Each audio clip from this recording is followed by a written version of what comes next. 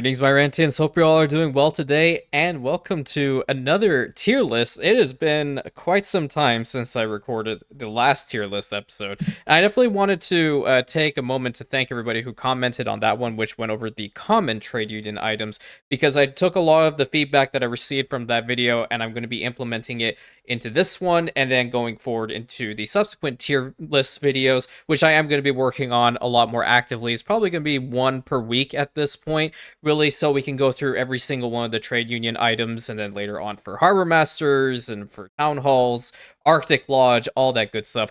I do want to preface this by saying that there are certain items for console players that you will not see, because those come from DLCs that you cannot get, which is very, very unfortunate, but nevertheless, as they are part of the list here, I'm going to talk about them. But what I'm going to do is two things. First of all, we're going to be talking about the item, putting it in the right category, and I'll talk about the categories and all that good stuff, along with providing a little bit of information that will pop up on the screen as we're talking about it on your end. So we'll be able to discuss what these items do, how they'll best be able to help you. Are they even useful?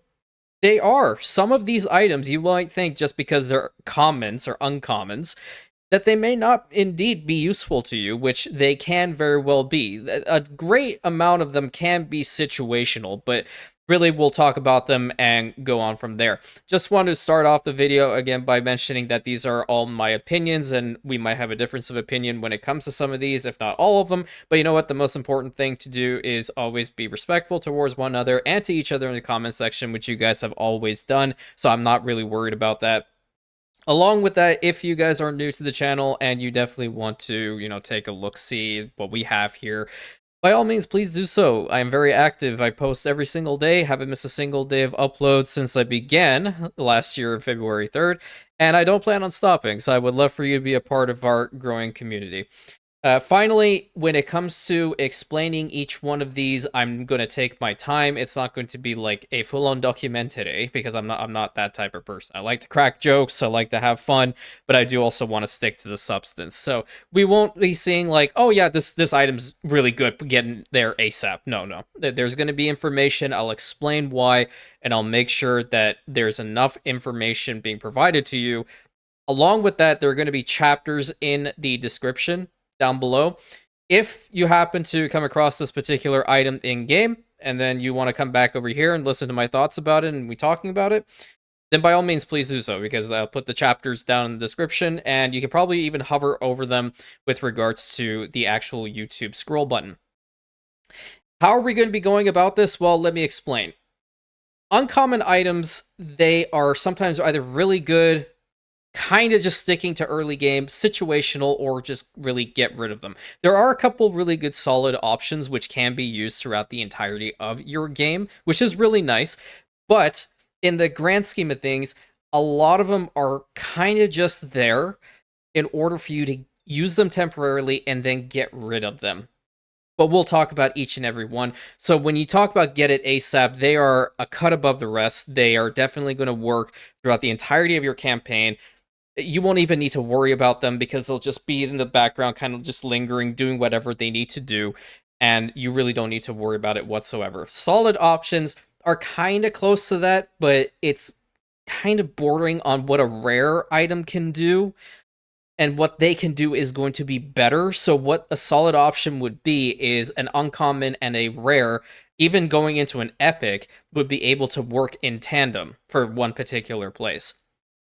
Early game, very self-explanatory. Like, it's going to work at the early stages of your game, and then what you want to do is you want to get rid of them. Situational items, it really depends on the time and the place that you're using it. Sometimes it can be really good. Sometimes it can be detrimental to what you're doing, right? And then finally, sell immediately. Even when it comes to this category, I'm still going to talk about it, and I'll give you my reasonings why, because again, there's going to be information text. So we have 112 items to go through right now, so we should just get on with it. The adjustable mannequin provides 20% productivity bonus in the Tailor's Workshop. Now, this is a Land of the Lions DLC item. That's a great way to start that off, isn't it? And I honestly just really can't even put this in early game. I put it in situational. The reason why it's situational is because in my experience, getting to Land of the Lions and then getting through the entirety of the campaign there, it really takes time. Okay, it takes time to go through the campaign. It takes time to get scholars. It takes time to do all of that. But by the time you reach that point, there are definitely better items that you can get to boost the productivity of a tailor's shop, which is going to be providing them with suits and whatnot. And this item, it can help if you don't have anything else, but in the grand scheme of things, it's kind of just like, whatever, right? The next one is an Agriculturalist, which is going to provide you 12% productivity boost in a lot of your crop farms. And I actually think that she is, you know what, a solid option. Mostly because, right, 12% productivity boost, it sounds like an awkward percentage. And it is. Let me be very frank with you. But it's going to affect a couple of the farms that are kind of on the slower side of things. So like a corn farm, right? Corn farm is a minute processing time. A tobacco plantation, which this lady definitely does help you out with, is 2 minutes. 2 minutes for 1 ton of tobacco. And later on, when you do get to investors, right, they're going to be wanting a lot of that, especially because you want to be maximizing the number of investors you have in your capital islands. And, not only for the amount of money that they're going to be providing you, but not only the incentives of getting influence and whatnot, boosting their population. And if you are on PC, naturally you want to see them become skyscrapers, and the higher up they go, the more people are in there, the more cigars they're gonna want to smoke. So this is not a bad option. I definitely think that she's solid. She can be worked on for a decent amount of the campaign. She's kind of bordering on early game for me, but I just think because of like what she's boosting, it's really, really a good option. Aldea the Forest Warden. I am gonna be very, very frank with this one. Sell her off immediately. It sounds horrible to say because we don't want to sell people off. That's just we're no, that's not what I'm saying. Sell the item off, not the person, not at all. Reason for this, okay, and this is what it irks me a little bit about this game, and I feel like there's certain elements that haven't been thought out. If we're looking at the text right now, it says +3 attractiveness when it affects a lumberjack hut and then a Wanza woodcutter. Let me be very frank with you. I personally don't care whether a lumberjack hut is actually going to provide attractiveness for my settlement, because more than likely, on a place that I am working on actively making a capital island, I probably will phase out having lumberjack huts, period, dot the end. But here's the onion. A Wanza woodcutter is built in Enbesan. Okay, that the Land of the Lions DLC. This character is not necessarily only for Land of the Lions. She works for old world and base games, so console players should definitely have access to her. But she provides 3 attractiveness for the Wanza woodcutter in a region that has no attractiveness. Period. Dot the end. It is grayed out. There is no reason whatsoever to ever, unfortunately, use this particular item, which is very unfortunate. And she definitely has potential. If there was like something else right next to it, say like, okay, productivity bonus by 15% for these places, sure, yeah, then she would easily go up into like early game. But for the time being, she has to be sold. It's and uncommon item, you can probably sell it for around 15 to 30k depending on what it is in the grand scheme of things. So the next one is Beryl's Fosterling, and I honestly do consider her a very solid option. The only thing about this particular item is you are going to, more than likely, if you don't have the Land of the Lions DLC for the Research Institute, and I know I am bringing that up quite a bit, but essentially it is game breaking, I will admit. I'll try to not talk about it as much, but if, like, talking about base game, this particular specialist is available from Beryl O'Mara, which is one of the NPCs that you can go up against through her own quest line. And she is very, very solid, I will tell you. Plus 50% productivity bonus in, coach makers, gramophone factories. Lumberjack Hut really doesn't make a hell of a lot of difference. Neither does the workshop. Sawmill, whatever. The Wanza woodcutter, they're fast already. The window makers, there are better items. If anything, I would use her for the coach makers because those things are ridiculously slow. And when it comes down to later making cabs later on, which are really, really fast, the timers are a little bit wonky. But more than likely, she's not going to be helping you out on a massive scale. She'll probably help you out when you get to the point of, hey, I'm making some coaches right now, so I can at least get one or two of my cab plants online, right? Definitely not a bad option, a solid one, in my humble opinion. The Bespoke Tailor, she is definitely situational, I feel. And this comes, I did say I wasn't going to mention this, but it does come from Land of the Lions DLC and partially New World Rising. I'll tell you why.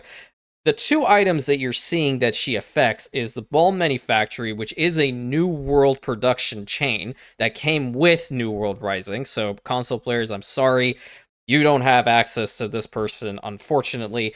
But she's primarily from Land of the Lions because she affects the boot makers. And what she does is just reduce the workforce needed in that building by 50%. Really, it depends on where you're making all this stuff and how big your population size is then.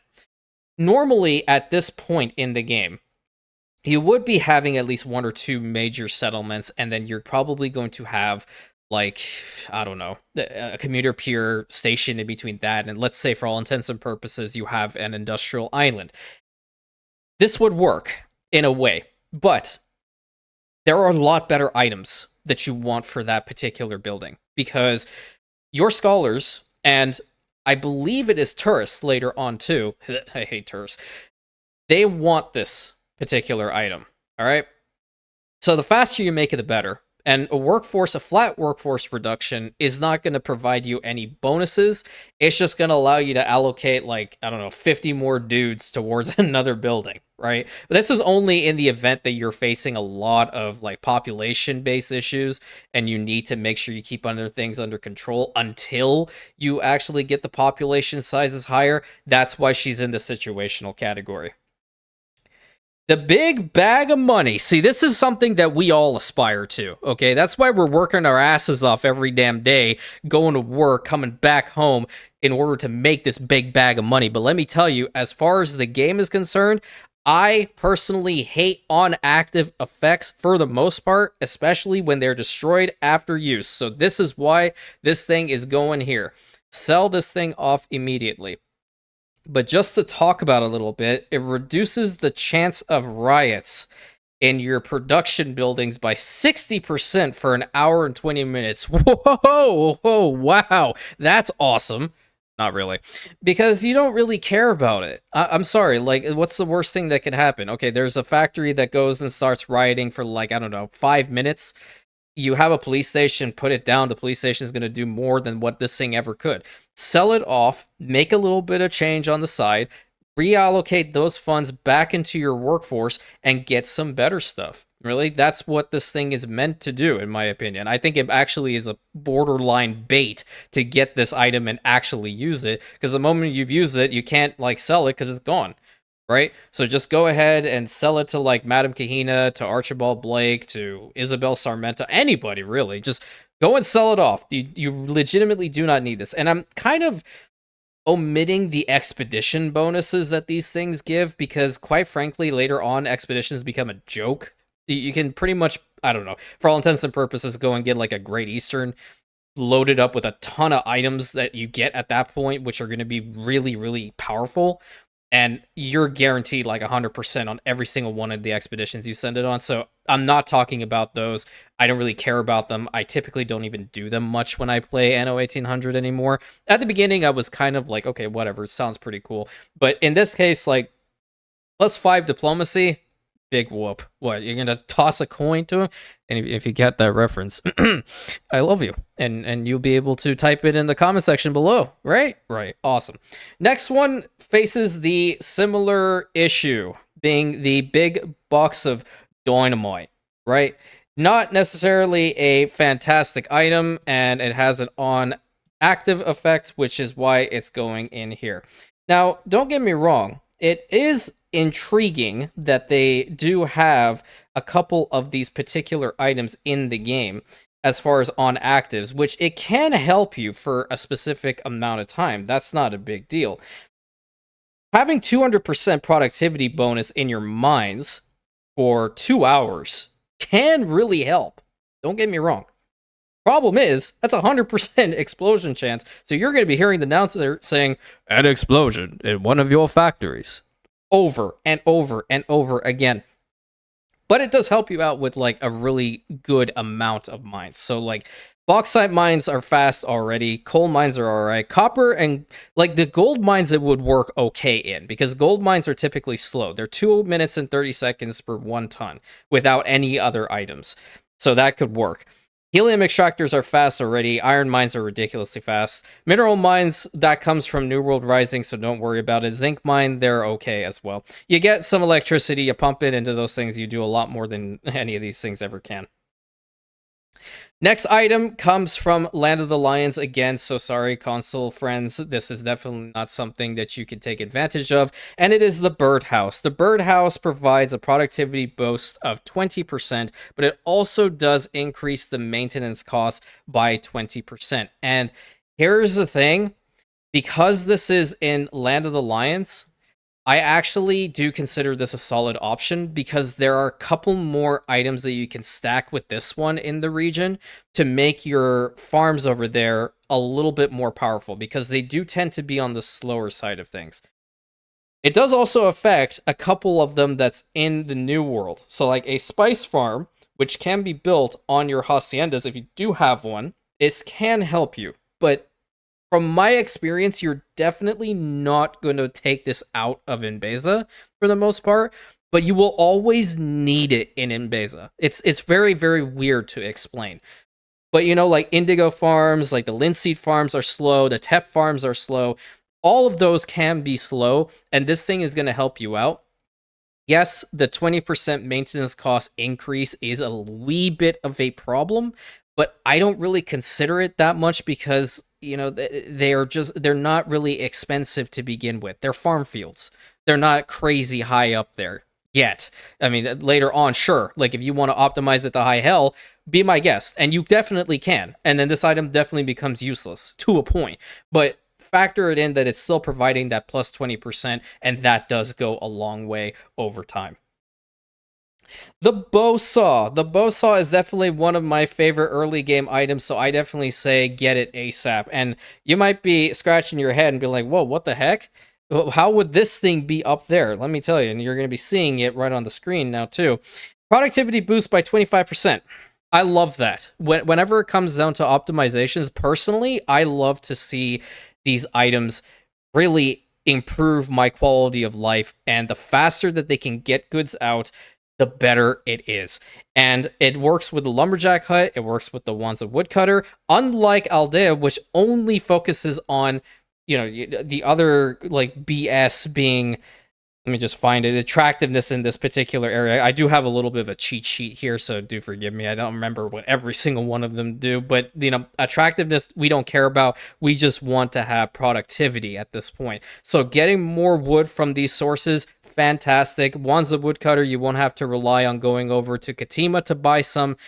You'll be able to produce a hell of a lot of it in your regions, and it can work everywhere. Okay, it can work in the New World, Old World, Cape Trelawney if you have it. In Enbesan, the only place that it's probably not going to work in is going to be the Arctic region, which Arctic items, I will probably talk about that in a subsequent tier list, because they have their own set up there. And it's only region specific, which, yeah, I'm not going to get into that can of worms right now, because that will be a whole rant, and we are not here for, not a lot of ranting. I do rant just from time to time. The next person on the list is the Brickmaker. Now, the Brickmaker is interesting. I definitely feel like maintenance cost reduction by 100% for this particular item and what it's doing for you can or cannot work, but it's more so on the side of sell immediately. Again, I don't personally care about maintenance costs because I'm doing everything that I possibly can to provide my people with as much stuff as possible in order for them to be happy and give me money. Okay, so by completely cutting out brick factories maintenance costs, or even the brick dry house, which comes from Enbesan, I don't really care. In the grand scheme of things, I really don't. It is probably one of the easiest chains to manage with a basic construction good. And, you're making enough money anyway, so it doesn't really matter. But there's not much really to say about this person. I mean, if you're taking the expedition bonus into account being plus 20 crafting, that's fine. Yeah, that definitely can come in handy. So she could be put into like some form of like situational category, but I think I'll put her or put them in the top of the list right here. Borderline situational. That's probably a good place to put them. The Calciner is a very interesting item, and I'm going to put this at early game. The thing about this is, right, productivity by 40% increase in a vast majority of your foundries and ironworks. -3 attractiveness, well, that's fine. We understand that age of industry, it's definitely not supposed to look good. It's supposed to be effective, but we don't give a damn what it looks like. And the other caveat to this, plus 50% chance of fires. You got fires, you got explosions, you got all that stuff. Apparently, I mean, my luck is terrible in this game, but if you were to put down, you as the player, put down a fire station right next to these buildings, the chance of an explosion or fire is meant to be less, but again, in my experience, that definitely does not happen. As far as the items that are the foundries that it definitely would work the best in early game, definitely the furnaces, the steelworks, and the weapon factories. Everything else can be omitted from this. 100% it can. And that is mostly because you don't really care about this item providing you bonuses for an aluminum smelter. An aluminum smelter, which does come from DLC, unfortunately, it can be very, very, very slow. And you want to try to find the best possible items for that particular chain. Charcoal kilns, we don't give a damn about, okay? Cab assembly line, you definitely need something better. The bomb factories and like the sea mine ones, those come from DLC. Those ones definitely have better items. And you don't really want to be, at least at that point, early game, you're not probably even considering them. It does also bring in an oil refinery and a heavy weapons factory. Now, in that case, it is very situational, but that is also at engineer tier. I want to imagine by the point that majority of us reach the engineers, you're probably going to have a lot better items. You're more than likely going to be having a lot more money, so you can go over to Eli's port and, just cycle through what he has, or even with Archie to cycle through what he has. It doesn't matter. Same goes with Isabel. And the Calciner just will not be able to stack up against what else is coming. So early game, it's fantastic for the furnaces and steelworks. Weapon factories get that productivity boost. You're probably going to get some fires and explosions, and you're going to scratch your head and be like, what the hell happened? I'll tell you why, because you got to put this thing in there. So just be aware of that. The cane saplings are very, very, very situational. Borderline. Actually, you know what? I'm going to say sell this one off immediately. The reason for this is you are more than likely, when you get to the New World, going to be finding an island that is probably going to have plantain fertility, sugarcane or cane sugar, whatever, and a couple of other ones like, I don't know, cotton fertility and coffee. Okay, those ones are going to be your major ones that you want to find, because you take the cane sugar and you turn it into rum. The thing about the uncommon saplings are, as you're seeing right there, it does provide you with the sugarcane fertility, which is fantastic, but it's minus 15% productivity. That really screws your timers. This should only be used as a last resort. If you are the last one to get over to the New World and the island that you grab is a decent sized island but doesn't have everything on it that you need, and for example, this is not there, then sure, by all means, go to Isabel's port and find this item as quickly as possible. But there are two other tiers to saplings. There's the rare, and then there's the epic. Those ones are obviously going to be better, but we're only talking about the uncommons, and my personal opinion is sugarcane is there. It's very common over in that side of the world, so you're really not going to have to worry too much about getting these particular saplings. And I do want to mention one additional thing with this. You will notice when we talk about the saplings that it talks also about the hacienda plantations. This is game breaking, which I definitely don't know whether it's intended or not, but haciendas can kind of negate fertilities on islands. It really like depends on what you're doing. Some of them, like if for example, and we'll talk about the next one. I guess we'll go about it right now. I think Caoutchouc is definitely situational because you're definitely going to need this for like bicycle factories and a couple of other things in the old world. But the Hacienda, and that's again DLC, so my console friends, you don't have access to this, unfortunately. This one can be cheesed. And am I guilty of definitely doing that? 150 million% I have. Because for some reason, I have the biggest mental block personally when it comes to this particular farm. I absolutely despise it for some reason. And I just like, I see bicycle factories. I'm just like, okay, just throw me off a cliff because I don't even want to do it until I can like ridiculously mass produce them. But it's very situational. Even though it is 15% reduction on the productivity, it is still more beneficial to have a Caoutchouc sapling, an uncommon variant, over the sugarcane because that one is a lot easier to produce. And this one, it's a lot less common on the islands, especially on the higher difficulty modes. If you decide to take that route, you're going to have less fertilities, you're going to have less iron loads, all of those, or mineral mines, excuse me. So you really have to be careful when it comes down to what you're picking. And remember, when you're putting down a town hall, all this is happening within the radius. I'm not even bringing into account mods in this particular explanation, because like if you get Imperial Trade Union, then you can just plop down one of them, put this in it, and the entire damn island has Caoutchouc fertility at that point. I'm not talking about that. I'm talking about 100% base game. This is what you get. This is what you can do within the radius of that trade union.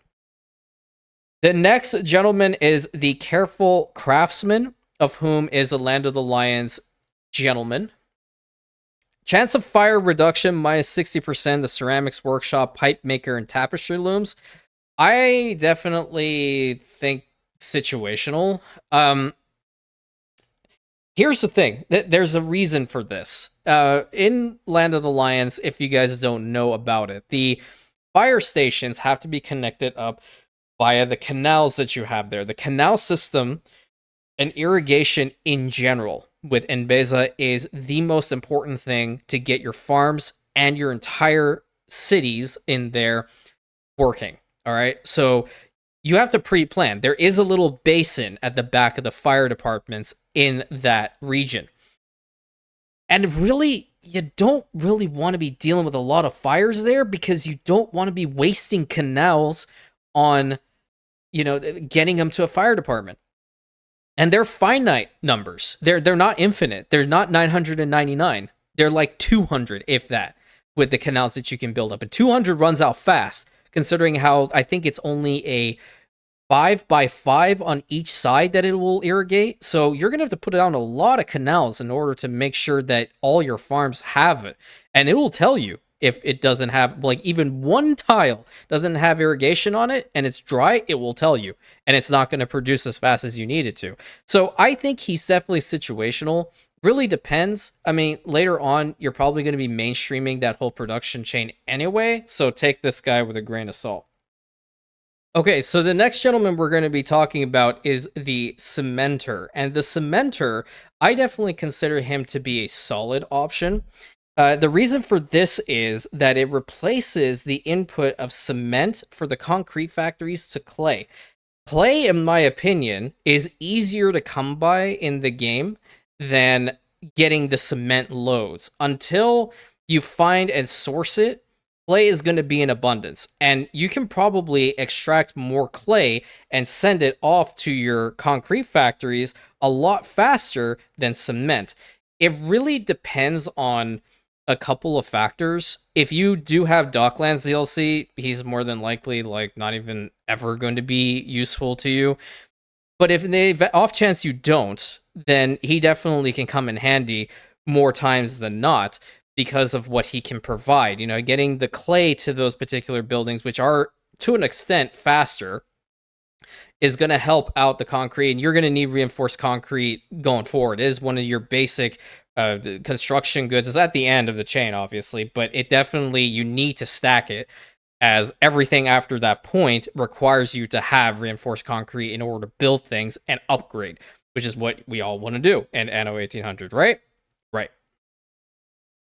The certificate of inspection, and I had to say this in a little bit of a voice, affects all production buildings. Whoa, okay, so this is interesting. Minus 10% maintenance cost, but plus 20% chance of fire.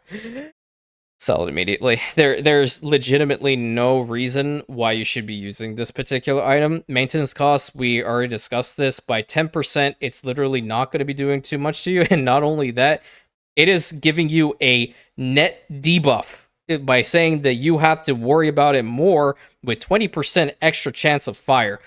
No, absolutely not. Can't even deal with that. Don't want to deal with it. It's BS. Get it out of here. Don't even want to see it. I don't want to read the textbook. I've read enough textbooks in my life. I don't want to have another one. Thank you very much. Have a great day. Champaign Taster. Oh, Jesus. It is also like 10 o'clock at night when I'm working on this. Day before that's supposed to go out, actually. So excuse me if I mispronounce a couple of these names from time to time. The Champaign Taster. Productivity bonus by 20% in the Champagne cellar. Now, I definitely consider him to be situational, and he's definitely not early game. Let me explain why this is. Early game would constitute what the Calciner is, furnaces, steelworks. Those things are technical, like early game, getting towards mid game, even can work in that going towards late. But this gentleman is dealing with a late game good, being the Champagne cellars. This comes from investors, the final tier for a vast majority of us, before we actually get to the skyscrapers. And if you do have that New Horizons mod enabled, then you get magnets after the investors, which apparently don't give you enough money, which is crazy to me, but that's a different story for another time. But again, if this is the only gentleman you have at the point, and you haven't been thinking about your Champagne cellars, then sure, he's definitely a very, very good individual to have in your back pocket. Because 20% productivity on the Champagne cellar is pretty good. I believe off the top of my head, those actually process champagne once every 30 seconds. The whole chain, when it comes down to champagne and with cigars, it irks me because the timers on the farm fields are so damn long, like at 2 minutes, but everything else is wicked fast. So this guy can definitely help. I think at that point, your farm should definitely be optimized. So you would have, like, I don't know, a tractor or something attached to it or all that good stuff. So you'll be fine. He's just not a great one. He's situational at best. The Chocolatier. Oh, we love chocolate. Chocolate. Yes, sir, with or without nuts. Chocolate? I'd like to buy your chocolate. Why are they selling? Okay, that's enough references from SpongeBob. Okay, he's substitute workforce. I actually kind of like these ones. Substitute workforce. Instead of using the traditional workforce, which would be obreros for this, you'd be employing the jornalero workforce, and I definitely consider him to be a solid option. Honestly, he's at the end of the chain here, going into early game to an extent, because you can phase this guy out if you want to. Chocolate doesn't really become the major problem later on. It's actually quite easy to, min-max that particular chain and change out its inputs, so it becomes a little bit easier for you to even handle it overall. But factor in that jornaleros don't require you to have a whole bunch of stuff being provided to them. At most, you're going to have to give them marketplace, fried plantains, and ponchos. That's it. Okay? If you even want to go so far as to give them their, happiness needs, very easy. Put down a freaking chapel. Done. They're content. If you want to take it the extra mile, give them the rum. Easy. You can stack them and put a whole bunch of those into your chocolate factories, and they're going to be working for you so damn well, you won't have to really worry about it too much. Only problem is that, do you really want to be wasting a spot for jornaleros, or are you planning on making a big city and have enough obreros to swap it out? I leave that really up to you. At that point, he would be situational, but I consider him to be a solid option because the jornaleros are so easy to manage. And I like easy, so that's why I put it in a solid option. Circular saw. Interesting item. I'm going to initially put this one at early game, actually. And the reason for this is the productivity is by 30%. I do like that. But the chance of fire for the particular goods that we have here, not that great. But I'm only looking at maybe 2-3 of these items, okay? I'm not going to be caring to use the circular saw when it gets to Coachmakers. I really don't care. Gramophones, that thing is slow. You want the best items in the gramophone factory. This is not going to cut it. What I only would put this one towards is definitely going to be the sawmill, especially if you have the bow saw attached to this one.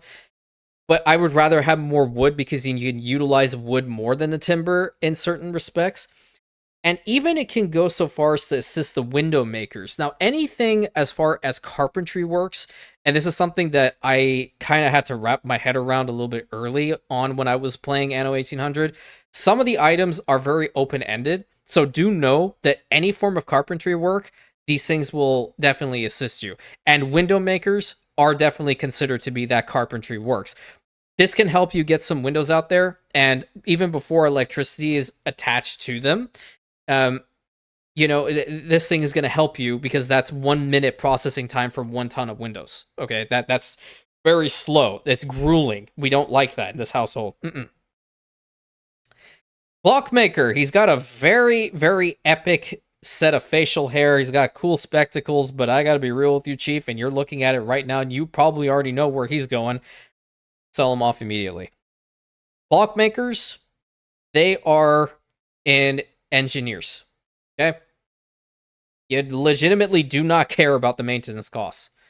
On those buildings, you want to make sure that you're churning out a whole bunch of stuff. Okay? So much stuff. It's unbelievable because all your people are going to want it. And if you want to go and buy them from Archie, I wouldn't advise that because they're like 8K a pop. This guy is like completely useless. I hate to say it, but he just does not work. Just sell him off, make some quick cash, do yourself a favor. It's a lot better. Now, you might be asking yourself, how come this book and this book look the exact same? Well, my friends, and I do also have another book over here, and I think there's one a little bit further down. Anno 1800 kind of likes to reuse certain displays and images, so that's why you feel like a couple of these guys actually do look the same. I know for a fact that there's like 2 other gentlemen in this game that have the exact same character model icon as this one, right? But in regards to this is the coal permit, and I'm telling you right now, this thing is a get it ASAP type item because it can work for a long, long time. Yeah, let me explain. When it comes down, you're taking a look-see at it right now. All ironworks and foundries, plus bonus of productivity by 25%. Mwah! Chef's kiss. Love that right off the bat. But 20% plus with attractiveness with those foundries. Plus 20%. Your people are not going to hate those factories being on the island as much as they normally would. Okay? That is major. That is legit huge. And there's so many here. The furnaces, the charcoal kilns, the steelworks, all these. And you know what? It can even still be constituted as that early game, idea that you can still use it at that point. But truth be told, this can go into late game as well. If you truthfully just leave it, it's fine. Plus 25% bonus is incredible. Would you use it for the higher tier stuff? Probably not. But to start off, because it's definitely an uncommon, it can definitely help you for a very long time. And hell, you might even forget it's even there. And that's kind of one way of ensuring that that item, in the back of your mind, is always going to be in your corner all the damn time. So, 100% pretty good item. And I would definitely say get it ASAP if you need it. I'm pretty sure this one comes from Archie's Harbor because he likes to sell a lot of textbooks. I think that's what he likes to do when he's passing some gas, because he tells us all the damn time. So I think that's the best place to look. I don't think Isabel has it. I want to just say beeline it for Archie if you really want this item.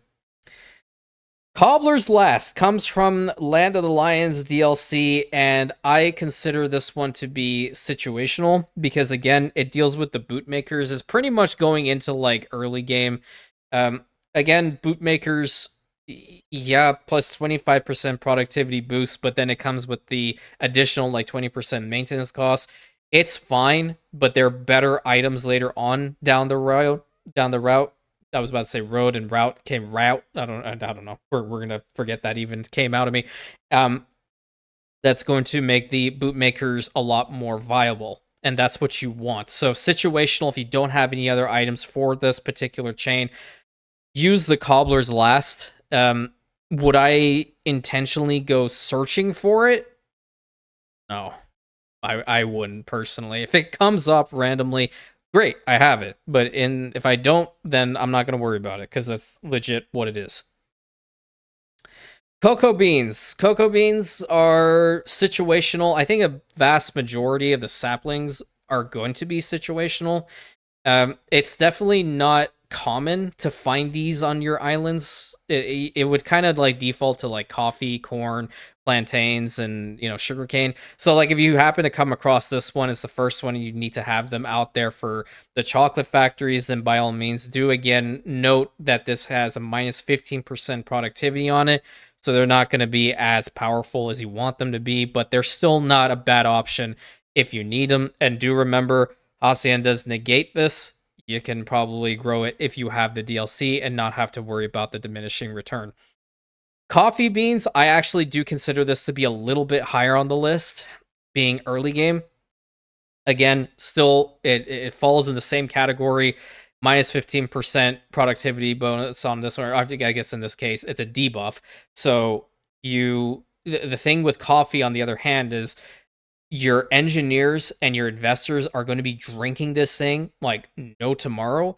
And if you just literally want to jumpstart the chain, which is very advisable, and even your Obreras going into your Artistas, if you have New World Rising, if not in your console player, then definitely your Obreras are going to be taking advantage of this. Find the coffee beans as quickly as possible if you're on an island that doesn't have them.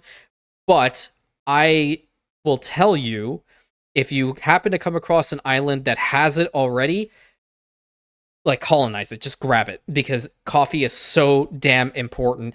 I cannot stress this enough. It's probably the only saplings from this list that's going to be considered early game until you either phase it out for one of the rares or epics, which the epic gives you a productivity buff because they're really good seeds. These ones are just kind of like, oh, you know what, these ones are, they they're not going to really work for us, but so whatever. You can have them. Conveyors, I definitely think that this one is situational at best. I'm putting it at the bottom of the list here. If we were to take a look-see at what it's going to be doing for us, plus 40% productivity, but plus 70% chance of fire in our cab assembly lines and in our scooter factories. So instantly, if you're a console player, completely forget the scooter factory because you can't ever see that. Okay, you won't. It's part of New World Rising. It's not even there. It really bugs me. Console players don't have access to DLCs. Why? I don't know. I'm not even gonna open that door right now. I'm just gonna stick to the substance. But 40% productivity boost in the cab assembly line is a different story. At that point, again, that is at the very end of investors. That is the last thing that they want. If you don't have anything for cabs, you have this. Put it on, but do note that the chance of fire is definitely going to go up. So make sure you have enough fire departments around there to stop, prevent. It's not going to fully get rid of it, but prevent the fact that those things are going to explode randomly or catch on fire. It's not fantastic. Honestly, there are a lot better items, so that's why I feel like it's borderline sell it immediately. Because, I mean, do you really want to be worrying about the fact that those factories are going to explode left, right, and center? No, not really. Because you're going to have to put resources into rebuilding them. That's the other problem. That's the issue. Copper distillers. You know what? I definitely think this one can be an early game item. Plus 30% productivity boost in all drink productions, but also increased chance of fire. The only reason why I put this up there is I feel like in the grand scheme of things, and if you're curious what it says with advanced coffee roaster and advanced rum distillery, those come from researching them in the Research Institute that comes from the Land of the Lions.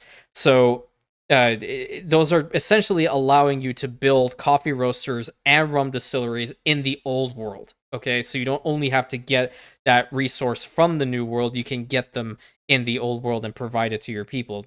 It takes a while to research all of these things. It's not just like a click and it's done. No, you have to wait out the timer, and you also have to put like 10,000 engineers into it in order for it to like essentially get done in 10 minutes.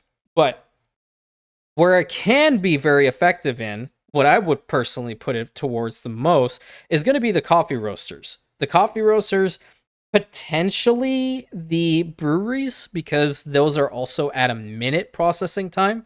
And we all love beer in this household. So yeah, we definitely want to make sure that's done a little bit faster, right? Right. Absolutely. See, I know you're smiling over there. You're having a good time. Absolutely. I'd share a beer with you if I could.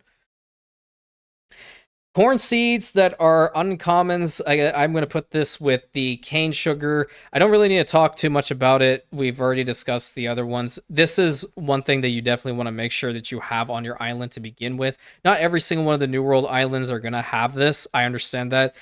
But at least some sorts that you can source them, farm them very effectively, and then ship them to the other islands is a lot more effective than wasting a trade union to put these saplings in my humble opinion. And really, the same thing goes with cotton, because cotton might actually be a little bit. You know what? I'm going to put cotton in the situational, but it's going to be at the end. Cotton is that one source, and later on to make cotton fabric, which your artisans, we love the artisan chain, artisans are going to need in order for them to make fur coats. And cotton fabric and the furs later on can both be completely changed out for subsequent or additional inputs. So this thing, in the grand scheme of things, is not really that fantastic. It'll be there, it'll work for you, it'll be slower, but it's still not terrible. So if you find it and your island doesn't have cotton fertility on it, go ahead and use it. It's totally fine. The Delicatesseur. Oh, yes. Yeah, you can see his big ass smile. And yeah, see, exactly. These two look the exact same, but they are two different people. The Delicatesseur is a very interesting item. And I truthfully, like, when it comes down to items like this, I always scratch my head and I'm like, well, can it actually work for me in the grand scheme of things, or can it not? This gentleman just focuses primarily on the pig farms and the slaughterhouses. 20% productivity boost. I consider him to be early game. Later on, it's so damn easy to make sausages and, to deal with the pig farms. Really, I would not ever use him in a pig farm because, like, quite frankly, I would just import the pigs from a different source. But I mean, it really depends on what your plans are for your campaign. Some people just really enjoy making sure that, we have all the early game stuff, which, for this particular chain of slaughterhouses, it can work very well and very effectively given enough time. But in like total scenario, don't even really bother with it, my friend. Like, he'll work for some time, and then you can just replace him with a lot better items. And you do come across those better items, I want it known, that really help out the slaughterhouses. Or hell, you can even cut them out entirely. That's always a thing. The distiller, as we're currently seeing on the screen, maintenance cost reduction by 20% in your breweries and mezcal bar. Schnapps distilleries, they're very cheap to begin with. I mean, not very, very cheap. The schnapps distilleries are, the breweries can be a little bit meh, but you make back the money by providing people with the beer. So just sell them off immediately. His expedition bonuses can come in handy. He's definitely offering a bonus to 2 spots, being diplomacy and medicine. So that's fine, but in the grand scheme of things, I don't even care about him. Dr. Inigo Flores. Now, we're not, change this guy out or confusing him with Inigo Montoya, but he does, I mean, look pretty cool. Not gonna lie about that one. But he comes from the New World Rising DLC, so console friends, I'm sorry once again. I really feel bad. I just want to give you all a hug that you guys don't have access to these.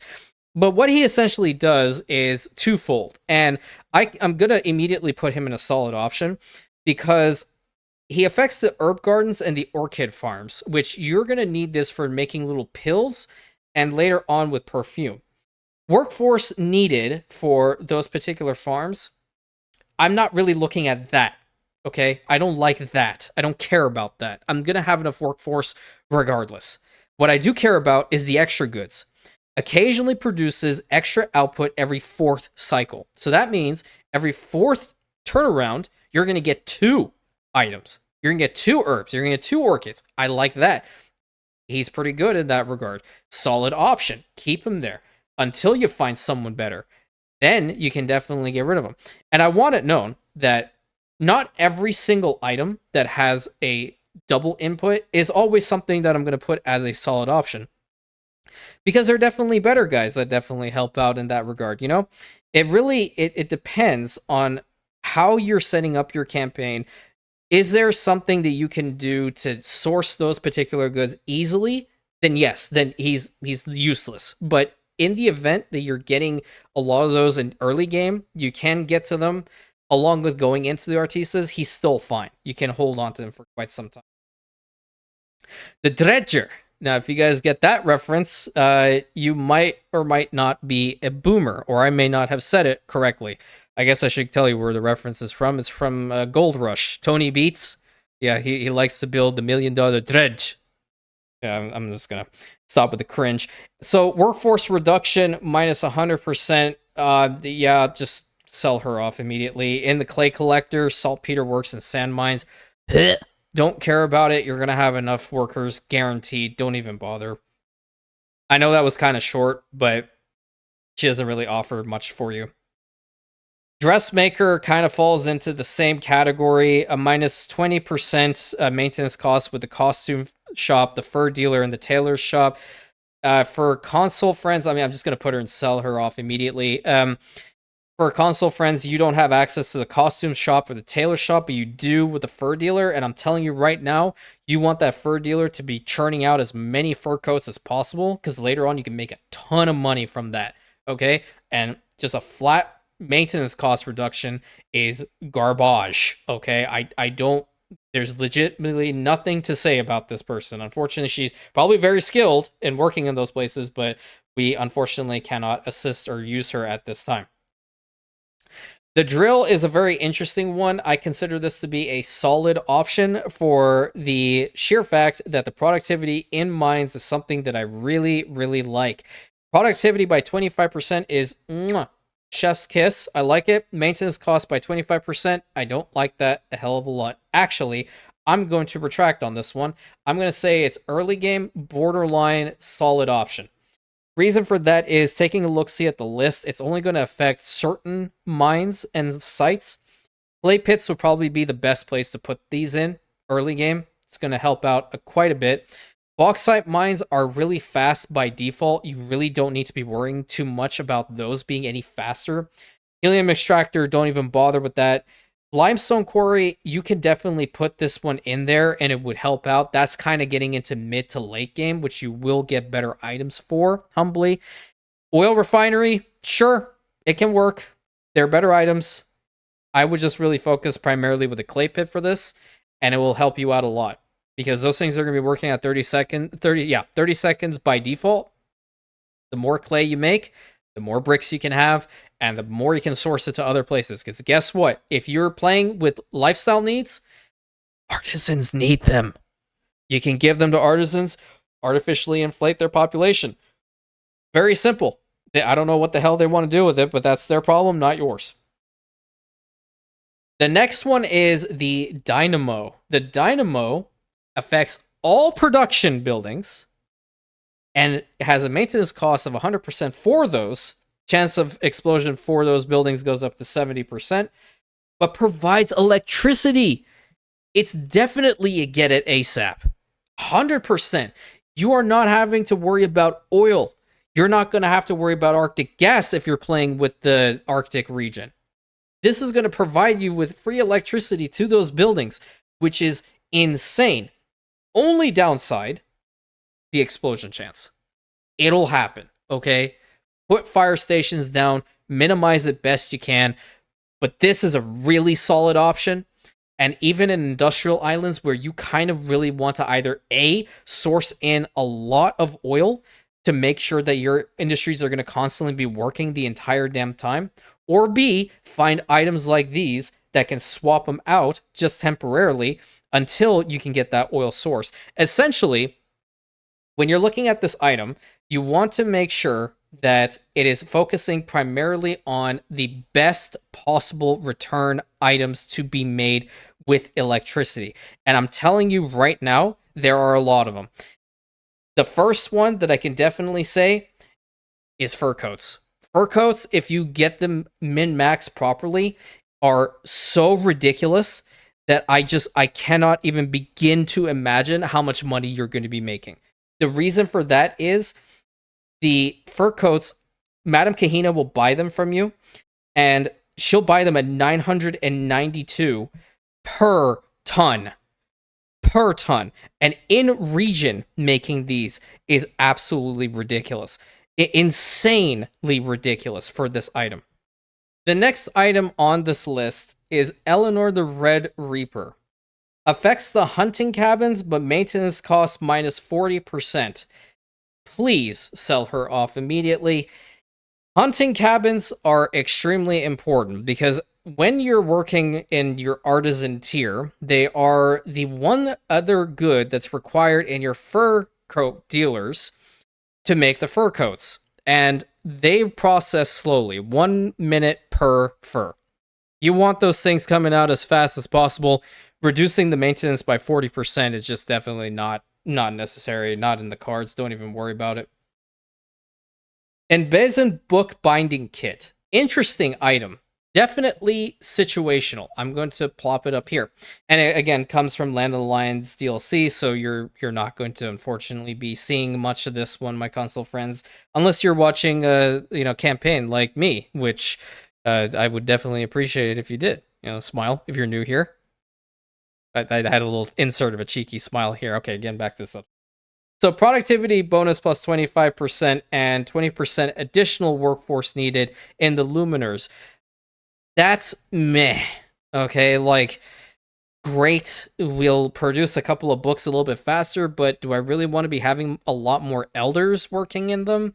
Not particularly. So I would probably say, like, the moment you have better items for that particular building, get rid of it.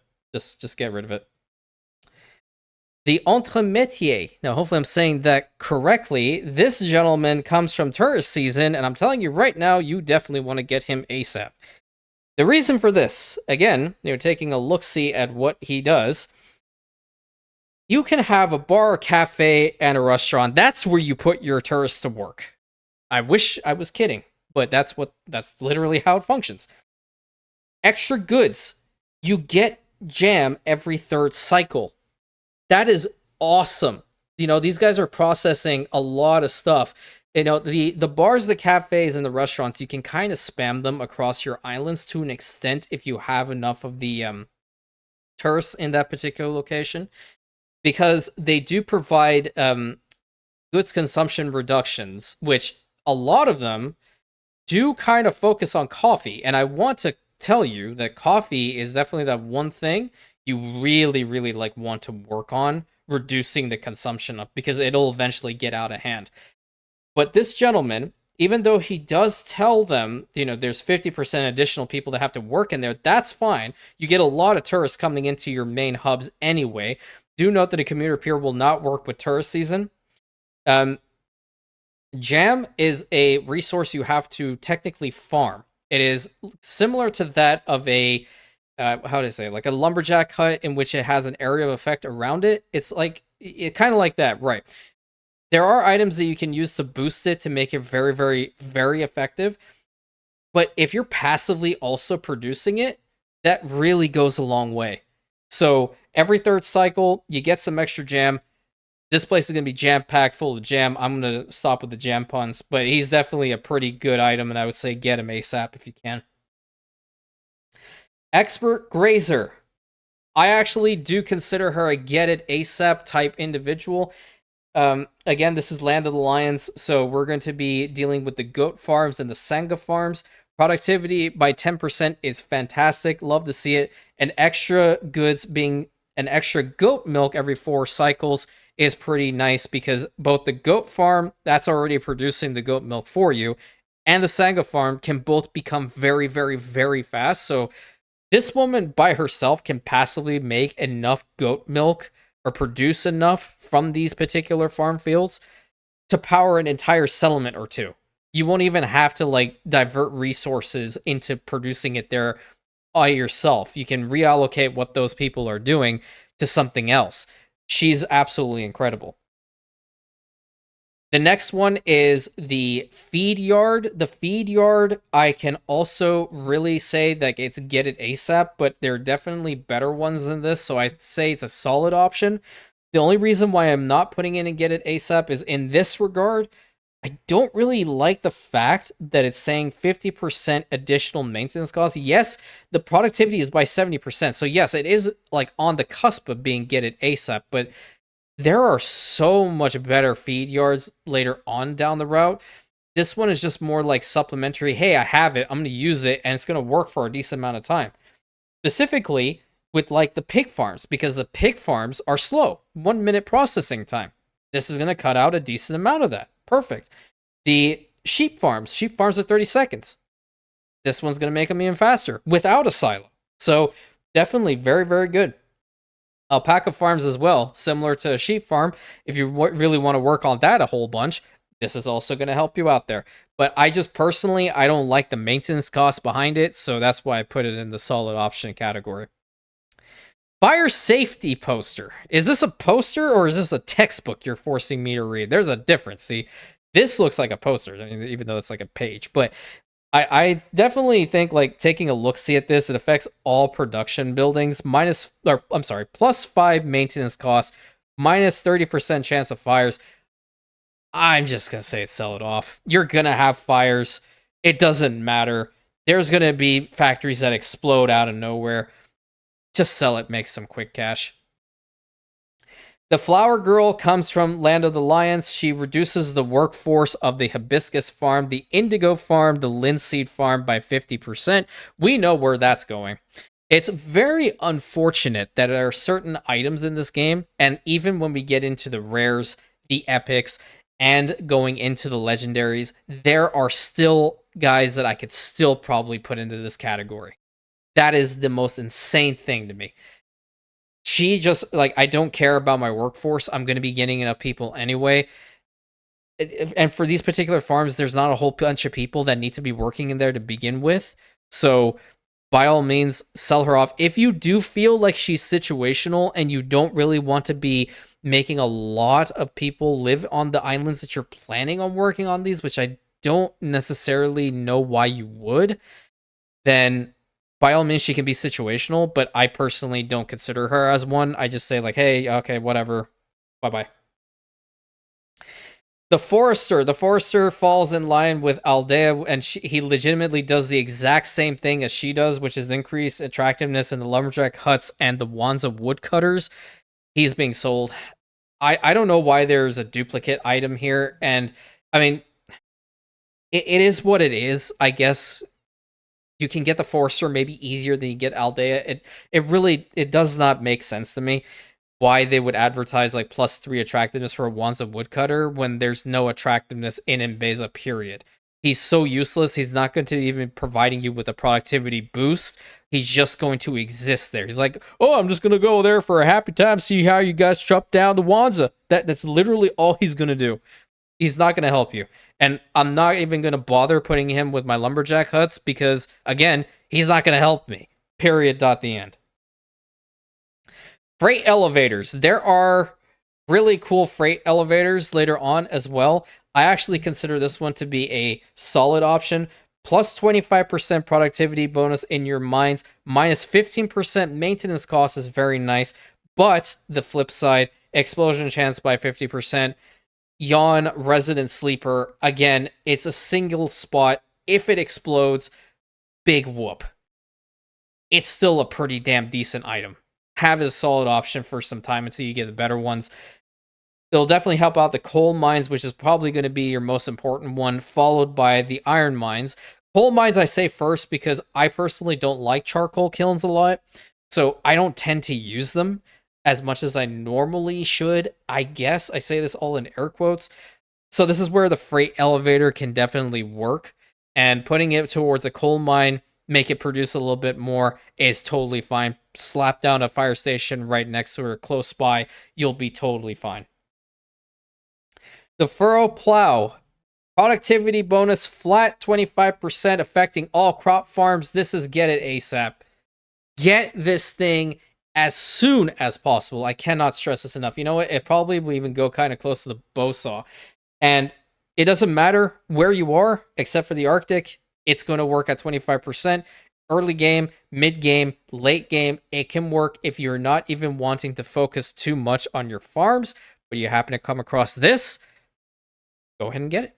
Or if it comes from a quest, that's totally fine. You have it right there at 25% productivity boost, and damn near anything is going to be fantastic when there's no diminishing returns, right? Perfect. Absolutely perfect. The Chocolatier is interesting, and in my opinion, very early game. So I'm just going to put her right over here, and she affects the fried plantain kitchens. Productivity bonus by 20%. It's fine. It's fine. It's not great, though. Let me explain. Fried plantain kitchens are not a problem early game. They are all a 1-to-1 ratio. The fish oil is 1-to-1, the plantain plantations are 1-to-1, and the fried plantain kitchen itself is 1-to-1. Actually, putting her into the fried plantain kitchens would screw with your timers and potentially make things a little bit weird for you and wonky. I'm saying it like that, but she can definitely help you out. Boost a lot of your fried plantains. Like if you, for example, are planning on mass sprawling in the New World very quickly, then yeah, I would definitely use, her services to make a little bit more fried plantains so you can send them off to the other islands, because there are islands that don't have plantain fertility. Okay, so they won't be able to have fried plantains there. This is where she would help out early game until you get better items. That's fine. Totally fine.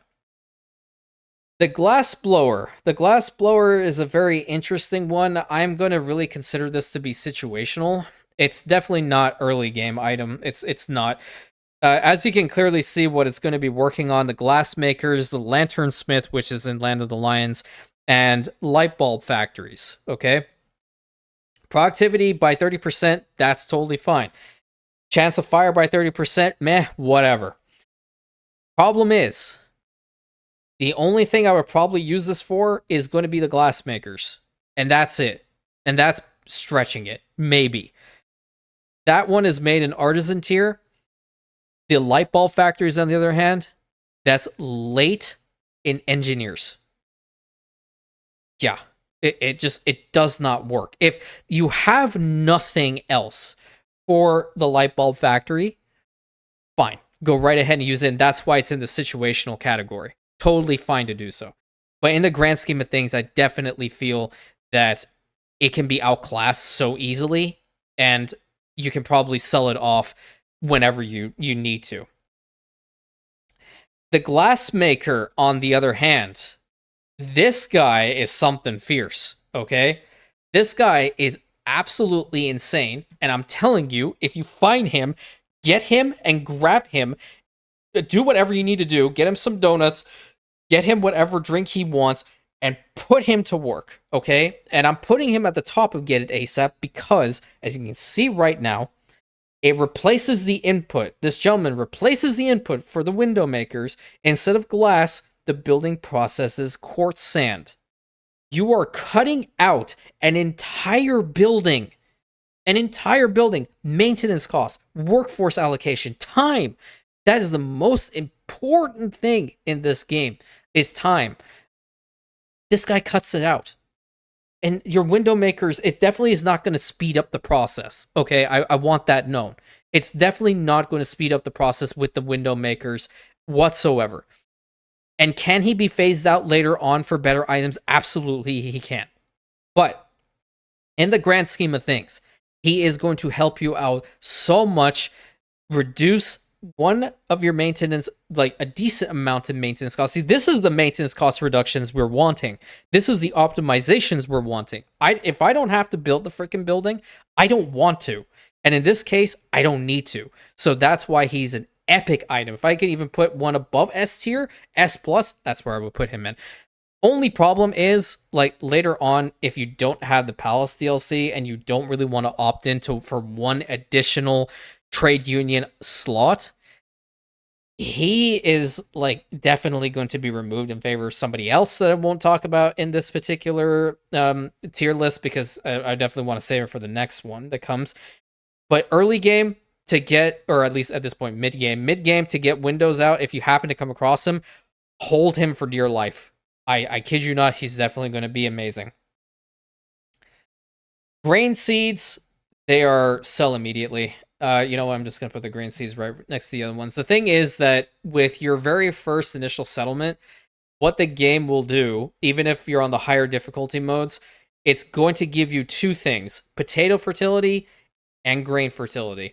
These two are guaranteed with your very first island. You don't ever need to worry about grain. I kid you not, just sell it. And even in this case, it's going to be to your detriment because it's minus 15%. And that thing takes a minute to process 1 ton of grain. Not good. Not good at all, Chief. Gramophonist. He is definitely also in the sell it immediately category. The reason for this one is maintenance cost reduction on the gramophone factories, and I believe I touched on this earlier, saying that the gramophone factory is not only a very late game production chain, which is what I mean by investors. You're going to have so many items that outclass this dude. It's unbelievable. And when it comes to gramophones, you definitely want to make sure that you are processing them as fast as you possibly can. That is really, really, really important. So this guy just does not make the cut. He tried to try out for JV, tried to go into varsity. Both of them laughed at him, and that's why he's at this spot. I'm totally not speaking from experience, because my high school sucked. Grapevines. Grapevines are very situational. I actually put them before the Caoutchouc ones and the cacao beans, along with the, I should probably put this one here too. The reason I put the grapevines in situational is it really depends on where your campaign is at this point. Because, again, this works towards making the champagne, right? And the issue with this is the vineyards and the tobacco plantations are both flat without any bonuses, without anything, process at 2 minutes. They are very slow. So this is going to make it even slower. But if you want to start producing some and you don't have an island because the NPCs have taken all the other islands, or you just haven't gotten around to maybe working on an island that does have the fertility, and if you come across this one, the first thing, and you can get the saplings from Madame Kahina, just so you know, and Isabel Sarmento, by all means, go ahead and do it, because it'll definitely be a good placeholder and situational item until you get to the rare and the epic one, if you so are inclined to continue it on that spot. The grower is the next item. I'm just going to put him down immediately.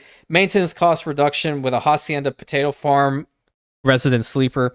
A hop farm, potato farm, we don't care. They're going to be dirt cheap as is. You'll make more money by selling him off than you would from saving on those particular farms, let me tell you. Because guaranteed, potatoes, where are they going towards? Schnapps. What does schnapps give you? Money. Great. Hops do the exact same thing. Hops are slower, 1:30 to process those, by the way. Very weird timer. But hops go towards the beer.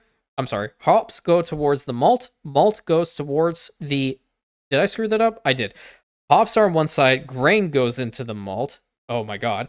And that all goes into beer, which beer is going to give you a lot of money, because artisans and engineers pay out the wazoo for it. Excuse me on those corrections. I at least got to them. But on the flip side, I mean, the fact that his crafting bonus is indeed plus 20 for expeditions. Again, if you care about expeditions and you have him, that's probably all he would be good for. and that's only just pushing it until you get later on into the game. That's just my, personal opinion. The whole of collective property. I actually like the picture. I think it's cool. Affects all production buildings, minus 10% productivity, but also minus 15% maintenance costs. Sell it. Don't even wait. Like, when you see stuff like this, I don't even want you guys to contemplate it. It's useless, in my opinion. Not only is it going to make your production chains work slower, but, like, why are we also reducing the maintenance costs for this? Like, whatever. Okay, you want to save a couple extra bucks here, but I argue that because of that 10% reduction, you are also making less money because you have to reallocate into other sources to make it faster or give them other things so they'd be happy and content while you're just kind of dragging along with this item. It's better sold. And I definitely feel that the developers intentionally made specific items like these to sell them for you to make quick cash. This is definitely one of them. 100%. My opinion. I don't know whether that was the idea, but nevertheless, that is indeed how I perceive it. The Hatter. Workforce reduction in the bobbin weavers. No, you don't need it. Bobbin weavers are... What you want from them is for them to work faster. You want them to work more effectively. I don't give a damn if 50% less obreras are in there to begin with. Or jornaleros if you choose to swap their input. Does not matter. He just does not do a damn thing for me, and he will not do a damn thing for you either. Herdsman follows suit with the Hatter. I'm going to put them right next to each other. Minus 40% workforce need. I guess, I'm being a little bit too overly critical in the workforce need because I don't think you're ever going to run into a problem with that. I really genuinely don't. Because if you just make a whole bunch of, homes on an island and increase your population, give them what they want, you're never going to have a workforce related issue. And especially when it comes to frickin' farms, when there's not too many people working in them to begin with. Hell, like one farmer residence or maybe two could probably work in the alpaca farm, the cattle farm at the same time. That's insane, right? Like, why would I want to reduce the workforce by 40%? That's like way too much optimization. Like, wasted time on this one. Humbly, that's my personal opinion, of course. All of this is really my personal opinion. Hop seeds kind of follow suit with these guys. I'm going to put them right next to the vineyards. Hops is definitely something that I typically don't normally get on my initial islands, but that's just because my luck is terrible in this game. Yours is probably a lot better than mine, let me tell you. But it falls suit to the same issue, minus 15% productivity, and they process at a minute 30, so you're looking somewhere like a minute 40, minute 45 almost. Kind of around in that source, maybe a little bit less. I haven't tested it out recently, but that's what it does. If you definitely want to start processing some beer, and do note that you can always increase the speed of the processing, but it's going to reduce your happiness with that particular society class. So in this case, it would be with the farmers. I would argue that if you do happen to come across this and you want to increase its workforce time, you can do that. I don't think they're going to drop that low, but the problem is that it's still going to be a wonky timer. I don't like it, and you're going to have to provide your farmers with the schnapps and the pub need, just so they're completely happy. Which the pub is easy. You can put that down to probably still carry this out, but if you really want to be completely safe, go ahead and give them both. The industrial thresher is a very solid option.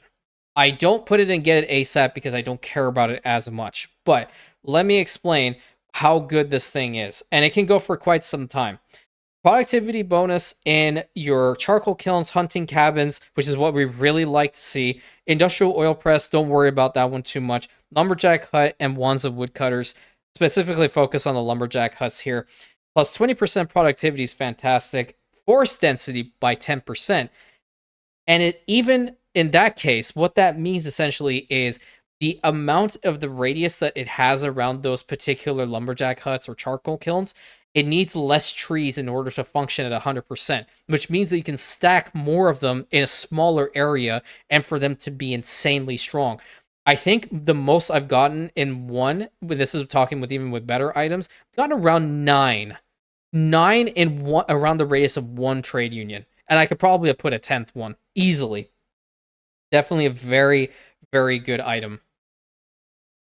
Iron Founder, pretty solid option, but I would consider him to be more early game.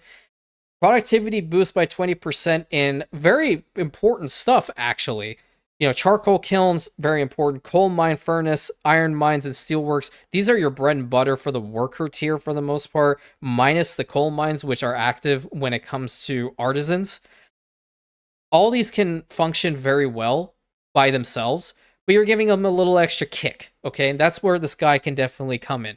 Give them a little extra kick, have them work a little bit more effectively. He helps out in that regard. With flying colors, I definitely think he's an early game item. He's not a solid option to keep for long term because they're better of him. Iron grillwork, chance of fire minus 30%. I consider this one to be completely trash.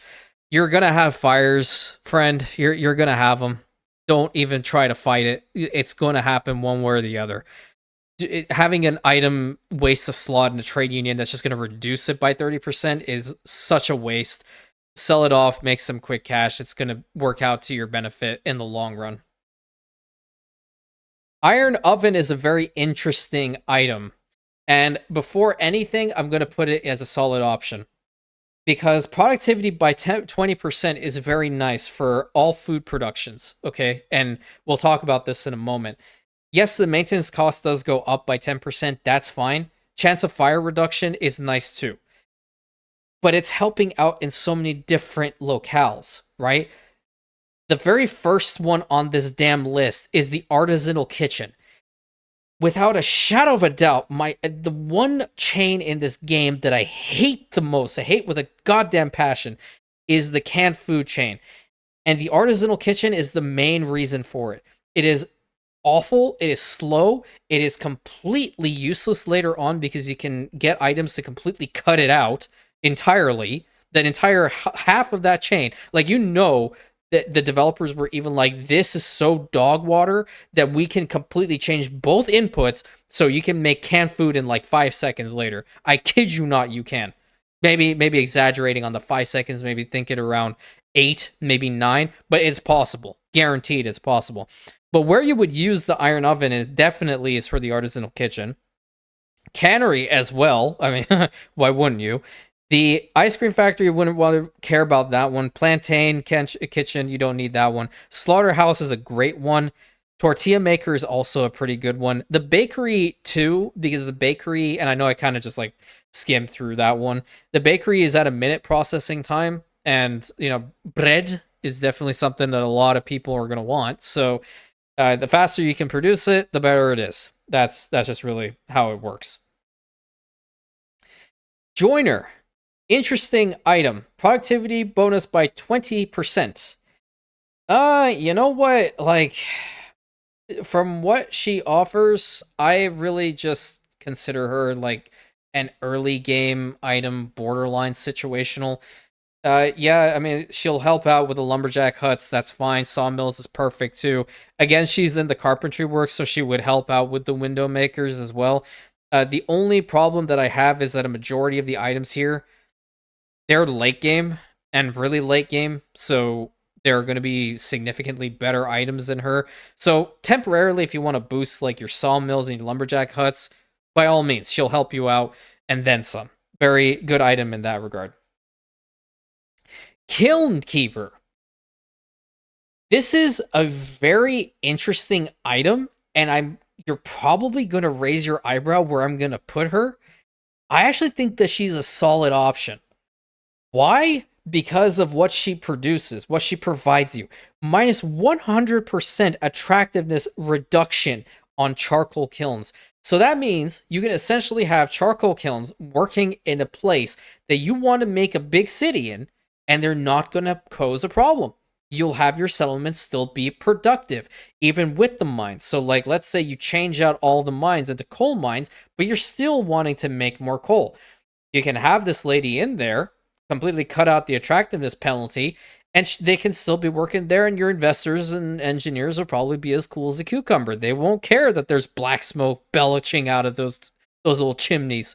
They'll be fine with it for the most part. Do I think that there are definitely better options than this? Of course, but that's one thing to consider if you don't like to have really dirty settlements, I guess.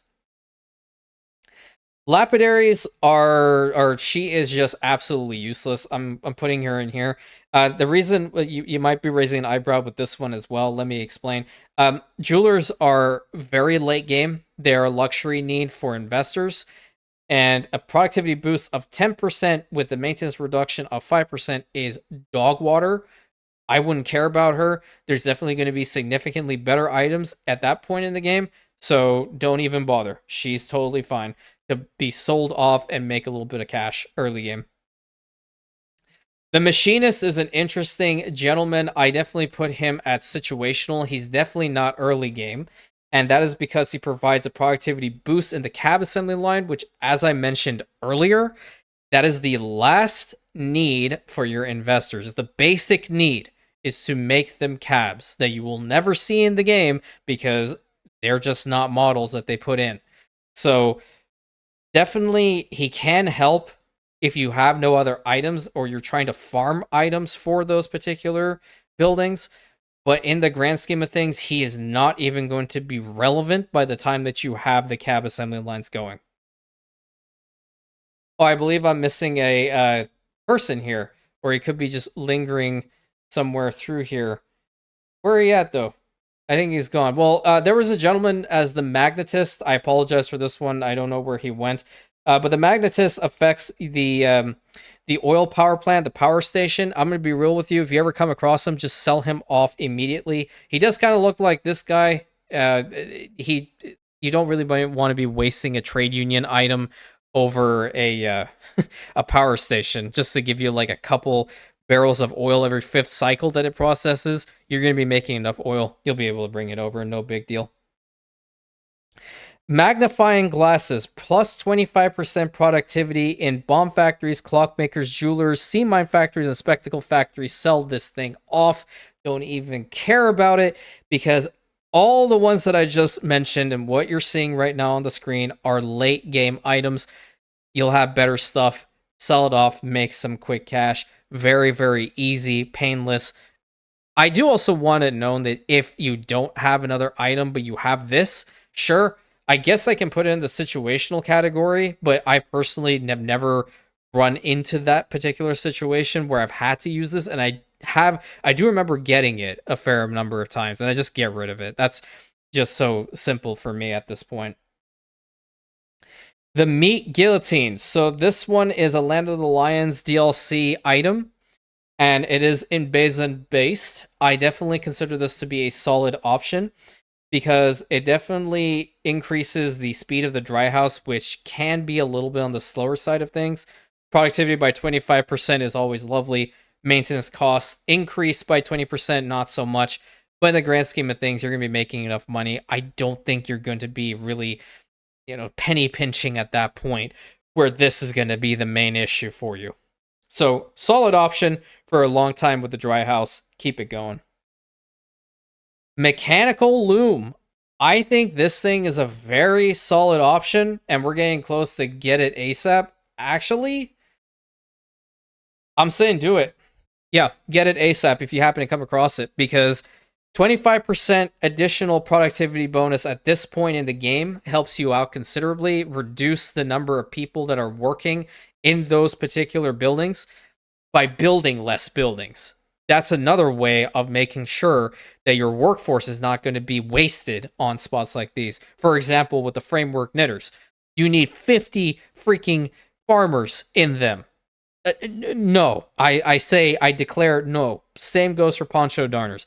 Sailmakers, pretty good. 25% productivity when it comes to making some sails. You'll be able to get some more trade ships out there. Fantastic. Cotton mills, very good for cotton mills. if you want to make them work a little bit faster, which they process at 30 seconds. It does screw with the timer a lot with that particular chain, so if you decide to go through with that one, be a little bit careful. Because remember, the cotton is 1 minute flat, and if you have the uncommon seeds with it, it's going to take longer. So you're going to need at least like 3 or 4 plantations for one of the cotton fabric designers. The next item is the mercury thermometer, and based off of what you see, a majority of it you can't use as far as like if you're a console player. Like, you can't have the chemical plant for film reels, you can't have the Hacienda fertilizer works, you can't use it for any of those. But the soap factory, on the other hand, that is where I'm telling you to get this thing now. 100%. The reason for that is soap early game is going to be that one resource that you can mass produce, send it over to Eli, and have them buy it like no tomorrow, and that will supplement your income as you continue to grow. Even if you're in the red, if you stick to that strategy, it'll be fantastic. And it not only works with the soap factory, it works for the rendering works, which that is what produces the tallow for the soap factories. So they're going to both work faster, and that's what you want to see. It will put a little bit of strain on the pig farms, but I don't think in the grand scheme of things you'll have an issue with that. I'm telling you later on, the reason why the bow saw is up there, you can change out the input for soap factories from tallow to wood, and it reduces the attractiveness penalty by 100%. It's fantastic. The next item, he's a very interesting gentleman, and he comes from Empire of the Skies, the military logistician. Okay? I'm going to go ahead and put him down right now, and I'm going to say he's an early game item. Actually, I think he's situational. I'm sorry. That's a little bit too much. Here's the problem. First of all, DLC item. We understand that one. He only affects the weapons factory, not the advanced weapons factory. It's the basic one. And as you're currently seeing, he does a lot of stuff, okay? Minus 50% productivity, instant punch to the gut, right there. Workforce need plus 150%, another punch to the gut. Maintenance costs increase, boom, third one. You're seeing stars now.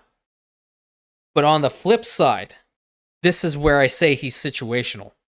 Because instead of steel, the building process is bauxite. Okay, bauxite is very fast in the New World to get. It does take 220 jonaderos to mine it, but the extra goods, on the other hand, being aluminum profiles once every 5th cycle producing a weapon, is not too bad to passively make it.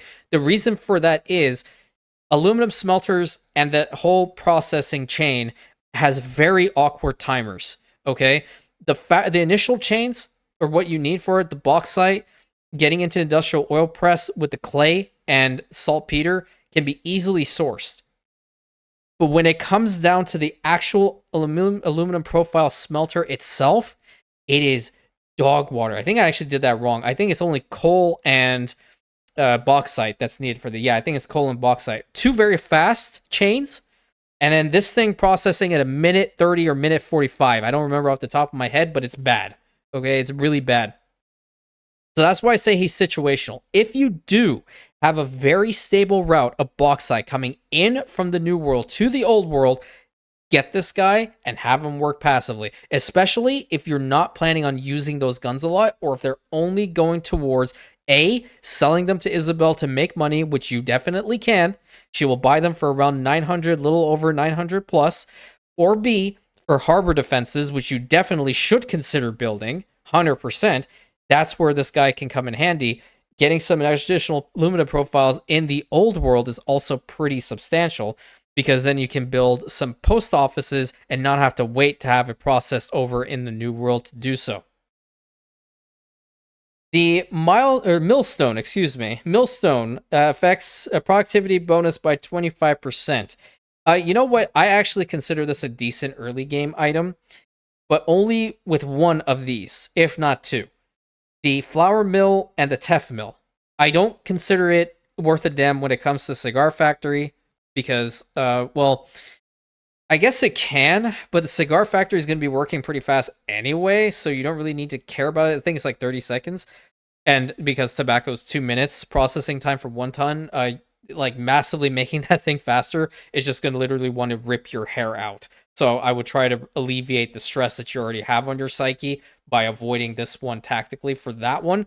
But for the flour mill, I definitely have a different thought process. You're wanting to make bread really fast, and the flour can go towards other sources as well.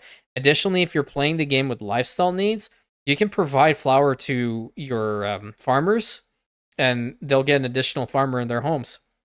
That's a little easy way to boost your population. Just activate the lifestyle need. Very simple. Night pollution by law. You know Archie spent time writing this damn thing because of his lazy ass wanting to make sure that everything is moving all swiftly and smoothly. And I'm going to be very frank with you. You can just put this thing in the garbage pile because even though it affects all ironworks and foundries, as you're clearly seeing on the screen, -10 productivity in those ones, we don't like it. Attractiveness -40%, don't care. That's literally what this thing is. It is a useless item. Sell it off, make your life easy. The next item, I'm telling you right now, if there could have been a more useless item, it's this one. It's the oily sucker, okay? And I'm going to immediately put it in sell it immediately. If there was another tier under this one, I would just tell you not even to bother with this item. The reason for this is it comes from a DLC being Sunken Treasures, okay?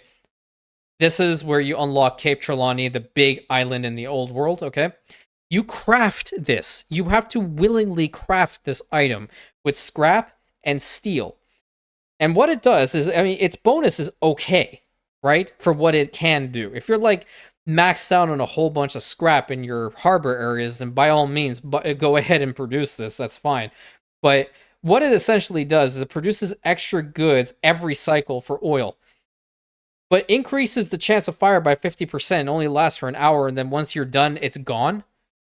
Why the hell would I waste my steel? And I know it's only 5 and I'm being stingy here, but I have better ways of extracting that from the refineries later on that'll be not on actives, and they'll work for the entire damn game. So this thing is absolutely useless. You can't even sell it immediately because you're willingly going to have to craft it. So I'm going to tell you right now, don't even bother. Just completely forget this thing even existed. Old Bell Factory affects all production buildings. Plus 10% maintenance cost, -20% workforce needed. Sell it immediately. I don't see any possible way I could legitimately use this and not have an issue with it. It's a wasted slot. Again, I don't care about my workforce sizes because I know I'm going to have enough even with commuter stations. I don't necessarily want to pay more for less people being in those factories. So both options are garbage. And it doesn't even have an expedition bonus. So why the hell would I even have it? Go sell it, make like 8K, 9K, 10K, what have you, and do something else more productive in that regard. The optician, you know what? I feel like he is at the top of the sell immediate category, borderline situational, and it's really dependent on your game at that point because he only affects the spectacle factory, and that is engineers. Workforce reduction -20%. You want engineers to be focusing on other areas, and that's why I'm kind of like thinking he's situational. Reducing by 20% because you're going to want to work a lot with them is not bad, at least at the beginning when you're trying to boost their population size. But in the grand scheme of things, I've never personally run into the issue in which the engineers are that much of a problem to not still produce spectacles. So that's why I personally say sell them off. His crafting bonus is nice, though. I will say that. If you are the type of person that enjoys the expeditions, then definitely he can help you out in that. But in the grand scheme of things, I say just not get rid of him. The ore extractor is another item that you can craft from Old Nate that's in the Sunken Treasures DLC. This one, on the other hand, I will say it is situational. It's not garbage. It's certainly not garbage. It's getting close to it. It's like the rusted thing or that one questionable item you have in the fridge that you're not sure whether it's expired quite yet, but you're going to give it the old college kids try. And then later, potentially, you have the 50-50 chance of spending the night worshiping the porcelain throne, if you get what I'm saying. The thing with this one is that, again, after an hour, it's going to be destroyed. But the flip side of this is that occasionally, every 5th cycle, regardless of the mine you put it towards, which affects all mountain mines, you'll get some extra copper and zinc every 5th cycle. That's pretty good. You're getting some bonuses out of it.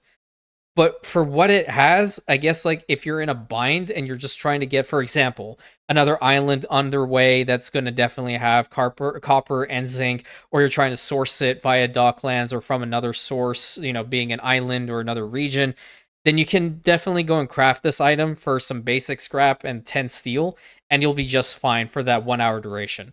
1 hour does go very fast in this game, but I definitely believe that you will have enough in the stockpile by that point to hold yourself off until you get those items to where you need them to be. So, not the best item, but definitely something that is situational that you can definitely entertain if you need to. Pantry Maid, I very, very, very much hate this woman already, but at the same time, I can definitely say that early game, she's a decent item. And you're looking at why that is the case, because she affects the chain I hate the most. Not once, not twice, not 3 times, not 4, but all of them. You need all of that garbage early game in order to function adequately with the canneries and canned food. All of it. Plus 20% productivity boost is fine for all of them. I think the worst 2 on this list are the red pepper farms and the artisanal kitchen. Definitely hate the artisanal kitchen more, though. You want a more useless building in this game, it's actually that. Because the moment you phase out that building, you are never, ever, ever going to need to use it again. That's how bad it is. That's how bad they know it is, too. Let me also mention that. On the flip side, crafting bonus for expeditions, 10 plus 10 is fine. Great, whatever. Incredible. Impeccable, even. Pastry chef, maintenance cost reduction by 50% in bakeries. No. Yeah, bakeries are something that you want to work faster with. I would honestly have them be a little bit more effective than what they can do with like minus 50% maintenance costs for them. Whatever. Don't care about it. It is what it is. It's not the best chain in the game, but it's an easy one. But it's better if you optimize it so they're faster and they can actually produce some passive goods like some chocolate. I'm just saying. So that's probably a little bit better than having this gentleman just flat out reduce the maintenance costs. Am I right? You want better maintenance cost reduction? Hey, I got a better idea for you.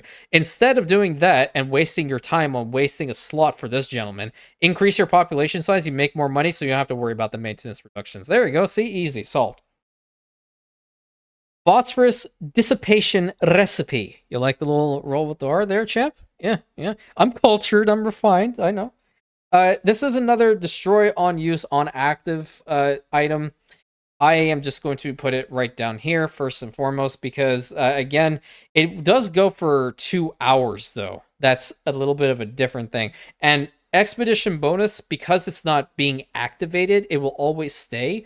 So the crafting bonus and force bonus will always be constant, okay? As long as you don't click on it to activate it in a trade union, you don't need to worry about it disappearing on you. But productivity in your mines for 200% is pretty damn good. But 100% explosion chance? No. That's too much. 70%, 30%, hell, even 50% chance. That is okay. Not a flat 100%. That means every single cycle, that damn thing has the potential of going boom. You can rebuild it, then boom. I've actually tested this one out before, and that's what has happened. And I can say right now, just sell it off and make some money. The physicist. No? Okay. Well, the physicist is an interesting item. I definitely don't consider him to be early game. I definitely consider him to be situational, though, because of what he does. Productivity boost by 20% in the light bulb factory and the motor assembly plant. Console players, you do not have access to the motor assembly plant. That is a New World Rising DLC item. But you do have access to the light bulb factory, which that is pretty good. But again, light bulb factories do come in engineers. And I want to assume at that point you definitely do have the cash and the means to get better items for your factories. And if you have not received anybody for the light bulb factory, then by all means, a physicist would work in that regard. Just give you a little bit of a jump start on the light bulbs, because yeah, they kind of do want light bulbs, and they kind of want a lot of them. It gets a little bit of out of hand later on, but I feel like in the grand scheme of things, you should be fine. If you have this guy, he'll definitely help you. That's why he's in the situational category. The planner, interesting building. Oh wait, hold on. I think I put these two in two different spots. Oh, this one should have been in front there, and that one should have been over there. The planner, I'm going to put this one, honestly, situational as well, borderline early. Actually, hold on. No. Oh, I'm not. This was actually solid. Productivity by 30% is pretty good. But when we're looking at this, I'm mostly looking at two spots. The sewing machine factory and the cannery. Because I want those things to work faster, I don't mind the 30%, and I don't mind the extra maintenance costs on it. The bicycle factory can definitely help out in that place too, but that is flat like happiness need. And yeah, sure, it definitely can work in that regard, because that chain is actually relatively simple. It needs steel and it needs caoutchouc. Caoutchouc, you bring it in from the New World, and the steel you're producing here. Or you can even produce steel in the New World. Doesn't matter. You can take both of them from that spot. It's just good. It's a solid item. Are there better versions of it? Yes, absolutely. But can it work for you early game, going into mid game, and even parts of late game? Absolutely. Don't sleep on this item. It's pretty substantial. Plantain saplings, sell it off immediately. Again, as I mentioned, finding plantains in the New World on your islands are very common. So the chances that you are going to find or need this item is like less than zero. I don't need to provide much information with this, so you see it. It's the same as the other saplings. Let's move on. Okay. The potager. Okay. Okay. I'm gonna put her right here at the bottom, and we're gonna keep her here, right? Look at what the hell she does. Workforce needed minus 40% in the artisanal kitchen. I don't give a rat's furry you-know-what about the artisanal kitchen. As far as I'm concerned, if I only build one in any particular session of mine, that's it. I do not need to have a person there or a select group of people working on making the artisanal kitchen be worth the damn when it doesn't even matter late game, period, dot the end, period. That's what I'm saying. 100% garbage chain. Don't even bother with this item. Unless you're taking her for the expedition bonus, that's a different story. Plus 10 can help. But in the grand scheme of things, no. No. Potato sprouts fall in the same category as the other, or majority of the saplings that we have over here for the basics. You're always going to start off an island with potato fertility and grain, regardless of whatever difficulty mode you're on. So you don't need to bother getting potato sprouts. The only time that I would ever consider these is like if I was doing a challenge and somehow miraculously that one island that I wanted didn't start off with it. But at the same time, it's only good for schnapps, and I don't really like making them. It's only good for the farmers and the workers, and they don't pay enough for what you're putting into them. Just saying. Well, retracting on that a little bit. If you do have the Arctic DLC, it can help because they would want schnapps up there. But even in the same vein, they're not going to be paying enough for it. And that's a lot of resource allocation to be sending that stuff up there. I'm just putting that out there. Quarryman, he reduces the workforce and the bauxite mine, the clay pit, and the limestone quarry. I say this is kind of situational. Normally, I would say this is definitely an item you should sell immediately, but let me be very frank with you. I would not use him for the clay pit or the limestone quarry, my friends. I would not even bother. But would I use him for the bauxite mine? Absolutely. Why? Because that's 220 jornaleros that are working in that particular mine at any given time. Cut those out. They can be used in different sources. 220 is a lot of people. Let me be very frank. It's a lot. When I saw it for the first time, I thought that I was seeing things. I didn't think it was going to be that bad.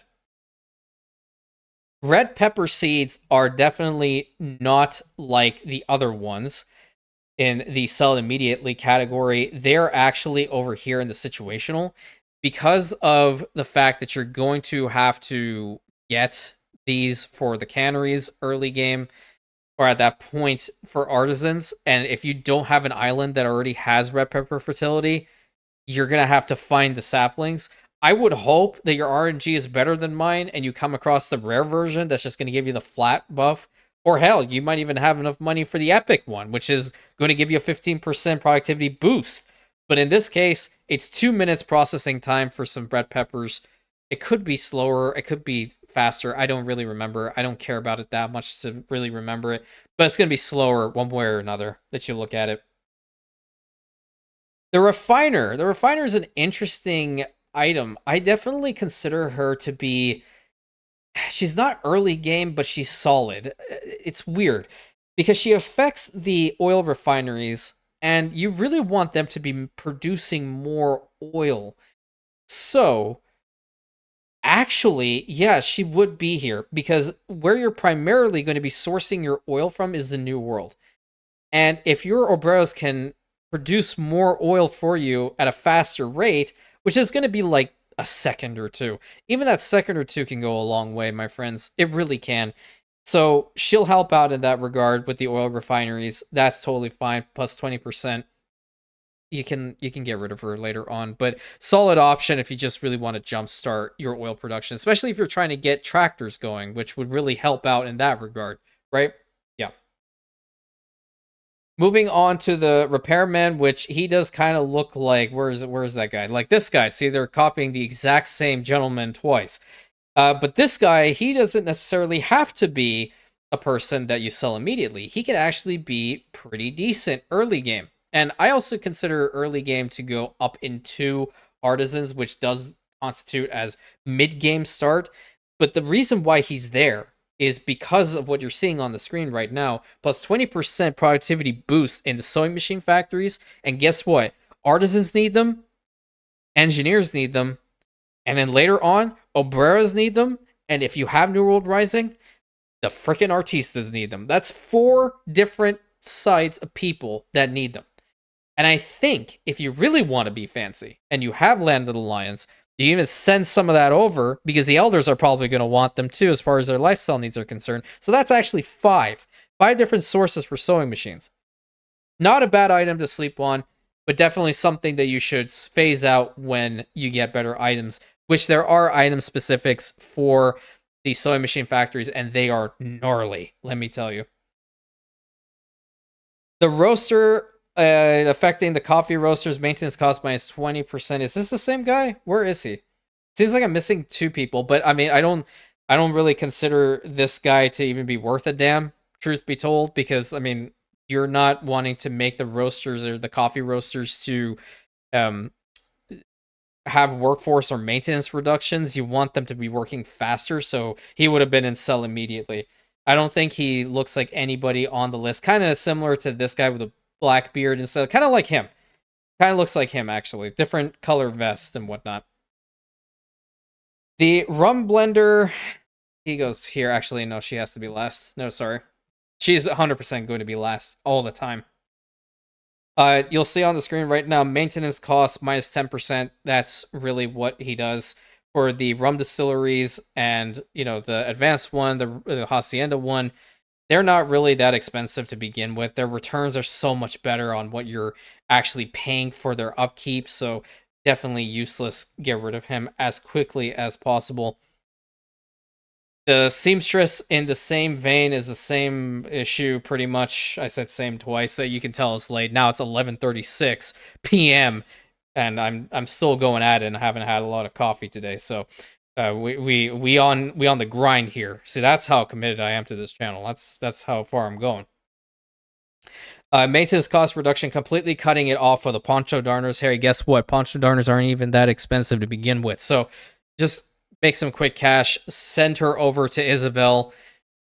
Yeah, that's really all you can do. I don't personally like maintenance cost reduction only. There's certain spots where it's fine, but with something that's so easy to make early game and you don't even need to go like full on man mode with it, that's a whole different can of worms. Don't even worry about that whatsoever. The slurry tank, it legitimately lives up to its reputation on how bad this item is. Minus 25% attractiveness, plus 30% maintenance cost. Put it right here, selling it off immediately. The Hacienda fertilizer works are already going to reduce your attractiveness. Same goes with the pig farms, the rendering works, slaughterhouses, soap factories by default. All of them are dirty jobs. Don't even care about this one. It's awful. Sell it off, make some quick cash, and use it for something else. Soap Maker, on the other hand, is actually a decent early game item. Why? Because it works synonymously. She works, and she legitimately has the same profile portrait as the potager, and I feel bad for her.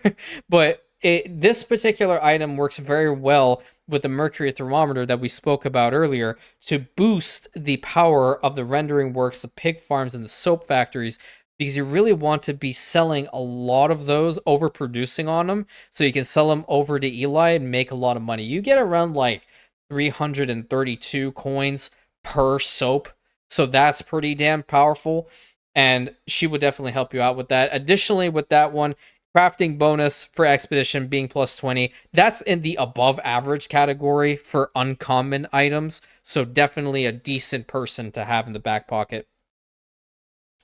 Soil sampler plus 15% productivity for all crop farms. I consider this one to be an early game decent item. Later on, outclassed by a lot of other stuff, guaranteed. But again, to jumpstart your production chains in the right way, specifically with like your grain farms and your hops, your red peppers, really by that point, you should have better stuff. This can definitely help you out, 100%. Next item, Spare Wheel, comes from Land of the Lions. And truth be told, I don't really like this item a lot, if at all, really. So I'm going to put it as far as the, sell it off, really, because, well, no, it's situational. It's situational, and the reason why it is mostly for the paper mill, because you would need the paper mill to make the luminars later on. But the clay collector, not really. I mean, you can really make a lot of clay in the old world and then just ship it over. If I'm being really honest with you, champ.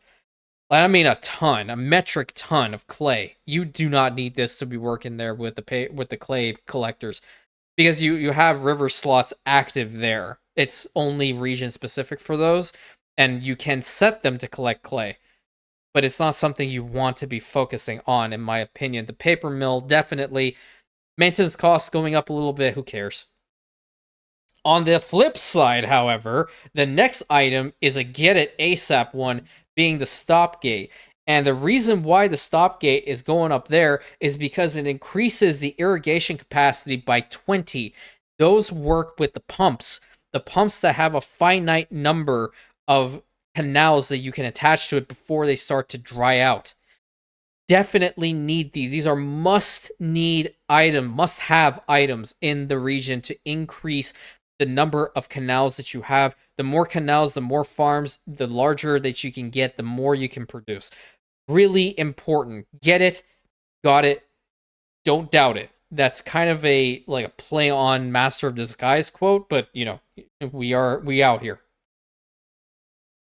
Suspended frosted glass grenade. Could we come up with a crazier freaking item to potentially use over here and be even more useless.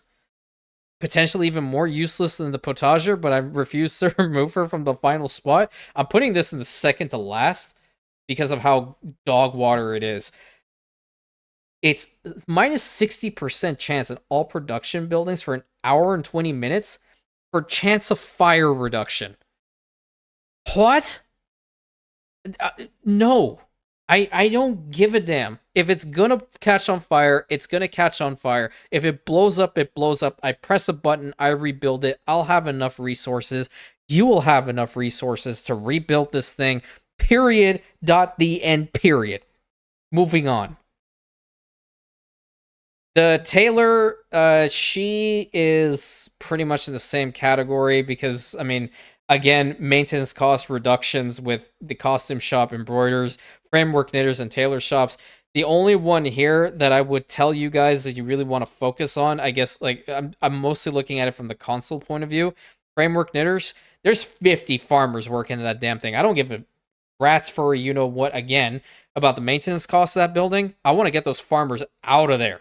Okay, I want to get them out of there, and I want them to be working in other places. That's what I really want to see. Same goes for the next gentleman on this list, being the tobacco blender. The tobacco blender reduces the maintenance cost of the cigar factories. They are okay-ish when it comes to the maintenance costs of them, but by the time you're producing cigars, you are actually in investors, so you're making money. If you're not making money in investors, then you really need to take a look-see at your production chains and see what you can phase out and what you can make a little bit more, I guess a little bit better is probably the best way of going about that explanation. Tobacco seeds fall in line with the situational seeds because of, its scarcity, I guess, from time to time, and the urgency of them. They fall in line, and they have the exact same chain requirements as the champagne, except this is just being produced in the New World. That's it. 2 minutes still when it comes to making 1 ton of tobacco. Absolutely atrocious. But if you're in a bind and you need the tobacco seeds, they're right there. Get these ones. But again, I would always advocate for you to work on finding the rare ones for all the seeds, and even the epic ones, which will give you the bonus. Tortillera, hopefully I'm saying this one correctly, but I mean, she's going to fall into the same category of sell it immediately because she's a maintenance cost reduction on the Jalea kitchen, which that is a New World Rising DLC chain. And the tortilla maker, I don't care how much I'm paying for the tortilla maker. I have to produce it. It's a basic need for not only the obreros, but also for the artistas. So, whatever. I'm going to be making money from other sources. That's totally fine. But now we get into a good item, and I'm really tired of putting all of these in like situational and sell it immediately. We're going to find the trap here. The trap is actually a solid option because it works for your hunting cabins, and hunting cabins are slow by default. A minute to process some fur. This thing is going to cut out a little bit by 25% productivity boost. We love that. And they are very similar in placement to that of like a lumberjack hut and a charcoal kiln, in which they have a radius, but you can't overlap them as easily. And it's kind of a little bit difficult to put them around the trade union. It's weird, it's wonky, but they're better items. This one's a solid option until you can find those better items. If you happen to come across it early game, hold on to it, because you can definitely take advantage of this one and keep it going for quite some time. Which really sucks, because the next item on this list is the complete polar opposite, being a guy that's supposed to be working in the hunting cabin so freaking well, being the trapper, and the trapper is actually a sell it immediately individual. Why? Because it reduces the maintenance cost of a freaking hunting cabin. I don't care. I want to make more furs. I want to bring them out. I need to make sure that they are indeed doing what they're supposed to be doing. Okay? And what they're supposed to be doing is making more furs come into my fur coat dealers, and for them to process it, give it to the artisans, Give it to the freaking, what is it, engineers. And hell, let me tell you, if you activate lifestyle needs and have lifestyle needs in your game, your investors will pay you money for basic furs and bear fur later on through the lifestyle needs. So it's important that you get this chain worked on and worked on properly. This guy's not going to help you. The next person on the list is the Tree Surgeon, which I consider the Tree Surgeon to be an early game item. Productivity by 12% for the Caoutchouc plantation, coffee, what have you, for like New World type stuff. It's okay. The reason why I'm putting him in early game and not bumping him up to solid option is mostly because I just feel like these particular farms, they need more help than what this guy can provide. He can start you off well, but he can't carry you through a long time. His crafting bonus is nice, though. Plus 20 for expeditions is pretty good. And I think as far as like on the list here, where I would personally use him in is definitely going to be the coffee plantations, the cotton, and maybe the caoutchouc, but in that order. Coffee, definitely the most important one out of this entire freaking list. It's always going to be the most important one, in my humble opinion, because of how much your people are going to want it. That's the crazy thing. And even if you do have the Arctic DLC, they're going to want coffee up there too, because it's part of their heat mechanic. They definitely will want to have that one to make sure, like, to cut down on all the Arctic flus and whatnot that can happen. We're almost done with the list. We've been going on for a little over 2 hours now, which is totally fine. I mean, there are 112 items, and we want to make sure that we talk about them for the most part. So the next one on the list is the vegetable grower, and we're just going to let her go right over here and to sell it immediately because it's maintenance cost reduction on the grain farm, the Hacienda grain farm, and the red pepper farm.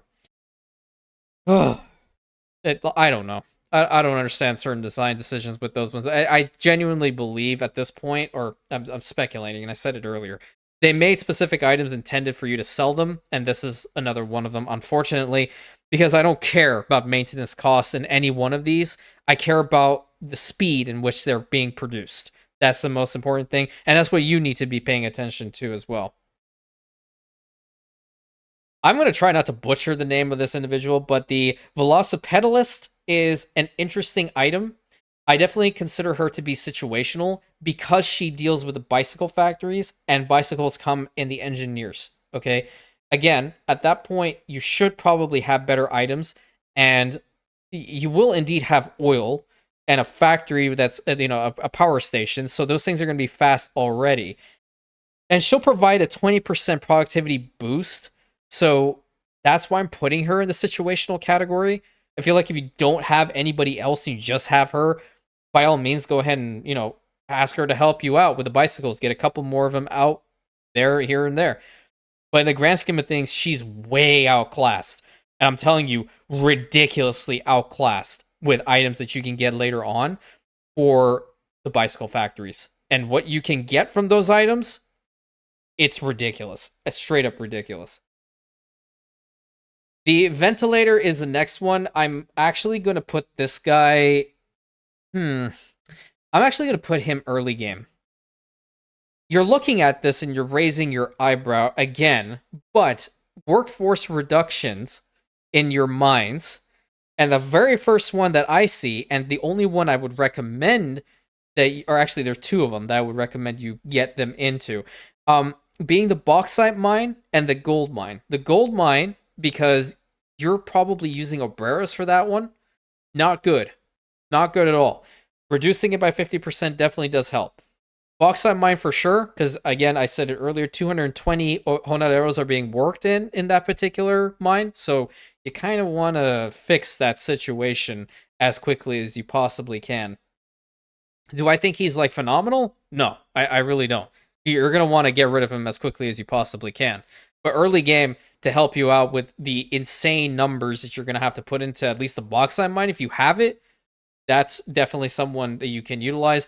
But for my console friends, gold mine, definitely park them in there. You'll be Gucci. The vitamin supplements. I actually like this one. It's a solid item. You're providing productivity bonus by 20% to all animal farms, and that's really what we like to see here, specifically like with cattle farms, because cattle farms and pig farms are slow without silos to them. This will definitely help boost it just a little bit. Alpaca sheep farms, like, they're fast already. If you really want to be that overachiever, go right ahead. But I don't think that the vitamin supplements would actually work well with them. It will just really affect the timers that you have and anything to make your life easier, I suppose. You can, but I wouldn't. I'd focus more so on the cattle farm and the pig farms because they're slower. You want the slower ones to work faster. You don't want the ones that are already working fast necessarily to work faster from the get-go, right? Trying to disperse it. Early game, you're trying to disperse your workforce. You're trying to understand which ones need the TLC and which ones don't immediately, if that makes sense. So let's just hold on to that one for now. Next one being the water distiller. The water distiller also, I'm actually going to consider this another early game item because it again affects all of the animal farms, similar with the vitamin supplements. But on the flip side here, the workforce is going to be increased by 20%. I don't necessarily like that. It's not going to be a hell of a lot. So I think in the grand scheme of things, I'll put it like somewhere near the beginning of the track here. So it's almost a solid option. But again, like with the alpaca farm, the cattle farm, definitely with the cattle farm, it'll help out, and with the pig farm. But I don't, again, like to see the 20% increase. That's me more so nitpicking. You might like it. So I actually want you to give it a try. See if you do like it. Any of these you can give a try. But these are, in my opinion, not a great idea. Not a great idea whatsoever. The wine grower maintenance cost reduction in vineyards, absolutely useless. The vineyards are slow already. I do not care about their maintenance costs, and nor should you. What you want to care is getting the grapes out of the ground and into the champagne cellars as quickly as possible. You don't care about, oh, we want a penny pinch with regards to these particular farms. Absolutely not. No, not a damn bit. But on the flip side, the next item is get it now. ASAP. Wood ash affects all crop farms. All of them. Doesn't matter what it is. Plus 30% productivity boost, but increases the number of modules by 15%. But here's the best part about it. There's no increased maintenance cost or workforce needed for those increases. Nothing. It's flat buff. It is to your benefit. That's why this is an incredible item. A diamond in the rough, I dare say, when it's in the get it ASAP category. For sure. And this is definitely on the list here. Wooden molds, you know what? I really consider this one to be actually a solid option because I don't necessarily care about the brick dry house that comes in Enbesan, but I do care about the brick factory and I do care about the concrete factory. Okay, if those things are working faster, then I'm getting more bricks and I'm getting more reinforced concrete out of them. Okay, by 25%, that's pretty gnarly because both of them are at a minute processing time as is. So you reduce it, you increase it by 25%, you're getting close to what? Like 45 seconds? Yeah, 45 seconds around that part, maybe a little bit less, maybe a little bit more, guaranteed, doesn't matter. But it's definitely helping you out in making sure the goods come out faster, and that's what we like to see. Ultimately, with Anno 1800, as you progress through the game, you want to become more and more efficient of a player. You don't want to grind certain things to a halt. You don't really want to care too much about the maintenance cost of the workforce going into it. You will have both of those already. You want to make sure the stuff gets processed fast enough and your people have what you want. That is the crucial element and saving time. Time is everything in Anno 1800. Never sleep on it, because if you do, you will crash and burn. And as someone who legitimately has rage quit from this game before when I first picked it up, it's not forgiving. Not forgiving whatsoever. And that's why I'm making this list and subsequent lists and previous lists so you guys can know how to play this game, what would work, what wouldn't work, because I put a lot of time into not only making this and thinking about all these items, but also playing the game for a long time. So Definitely hold all of those. The next item is the writing machine. Maintenance cost by 10% increase. Workforce minus 20% for all particular buildings. Production buildings, just get rid of it. Like, no, this is not necessary at all. I don't really want to pay more to have less people working in my factories. Thank you very much. Have a great day. Really don't need to talk about it anymore. It comes from the Anarchist DLC, which you get another NPC out of that one. Pretty interesting storyline with regards to him. Dr. Hugo Mercer has new gameplay mechanics. So, yeah, there's not much else I can really say about the typewriter. It looks cool. It's a writing machine. What else do you want from it? It'll write for you.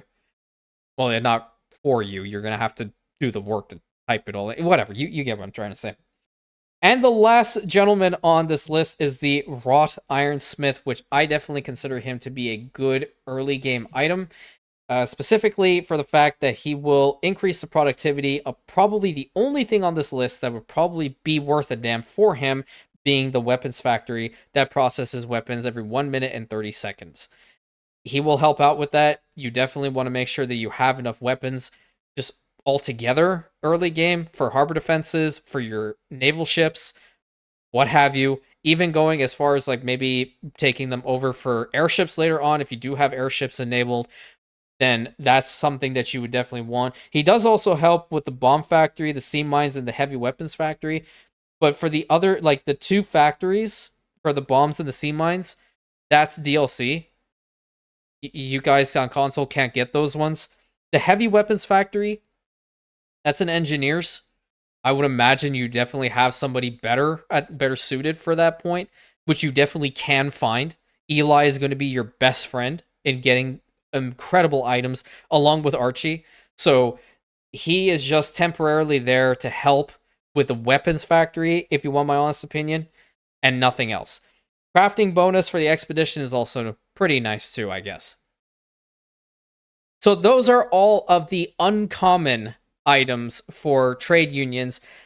I know it's definitely a long video. That's why, I mean, 112 items to be put in here and provide all the information for them and talk about them is definitely up there. So I don't expect everybody's going to be watching the whole video at once. If you do, then thank you so much for doing so naturally. But I have a feeling that we're just going to be jumping in from place to place and seeing like, hey, what does this guy do? And what does that dude do? Regardless, the video is always going to be here for you guys to take advantage of it and come back, listen to my honest feedback. Hopefully I did a good job with explaining everything for you all. I definitely put a lot of work into it, getting all the images, getting the subsequent images to make sure that it all looks nice and clean, and providing the best possible feedback and taking your feedback naturally from the previous tier list and incorporating it in here, which I really do appreciate. So let me know what you guys think in the comment section. I would very much like to talk to you guys about it. Definitely don't shy away from leaving comments on this channel. I respond to every single one of them. The ones that I can't see, sometimes the YouTube studio is an ass and doesn't show all of them to me at once. So if I do respond back a little bit slow, do note that I will eventually see it and we will have a discussion. If you have any questions regarding these particular items, definitely let me know. I will be more than happy to, help fill in the blanks with them. And I know, either fellow Rentians or the greater Anno community that will happen to come across this video will definitely help out as well. So, as my typical outro usually goes, please consider liking, commenting, subscribing, hitting that bell button, sharing it with your friends, and I'll catch you in the next tier list, my Rentians.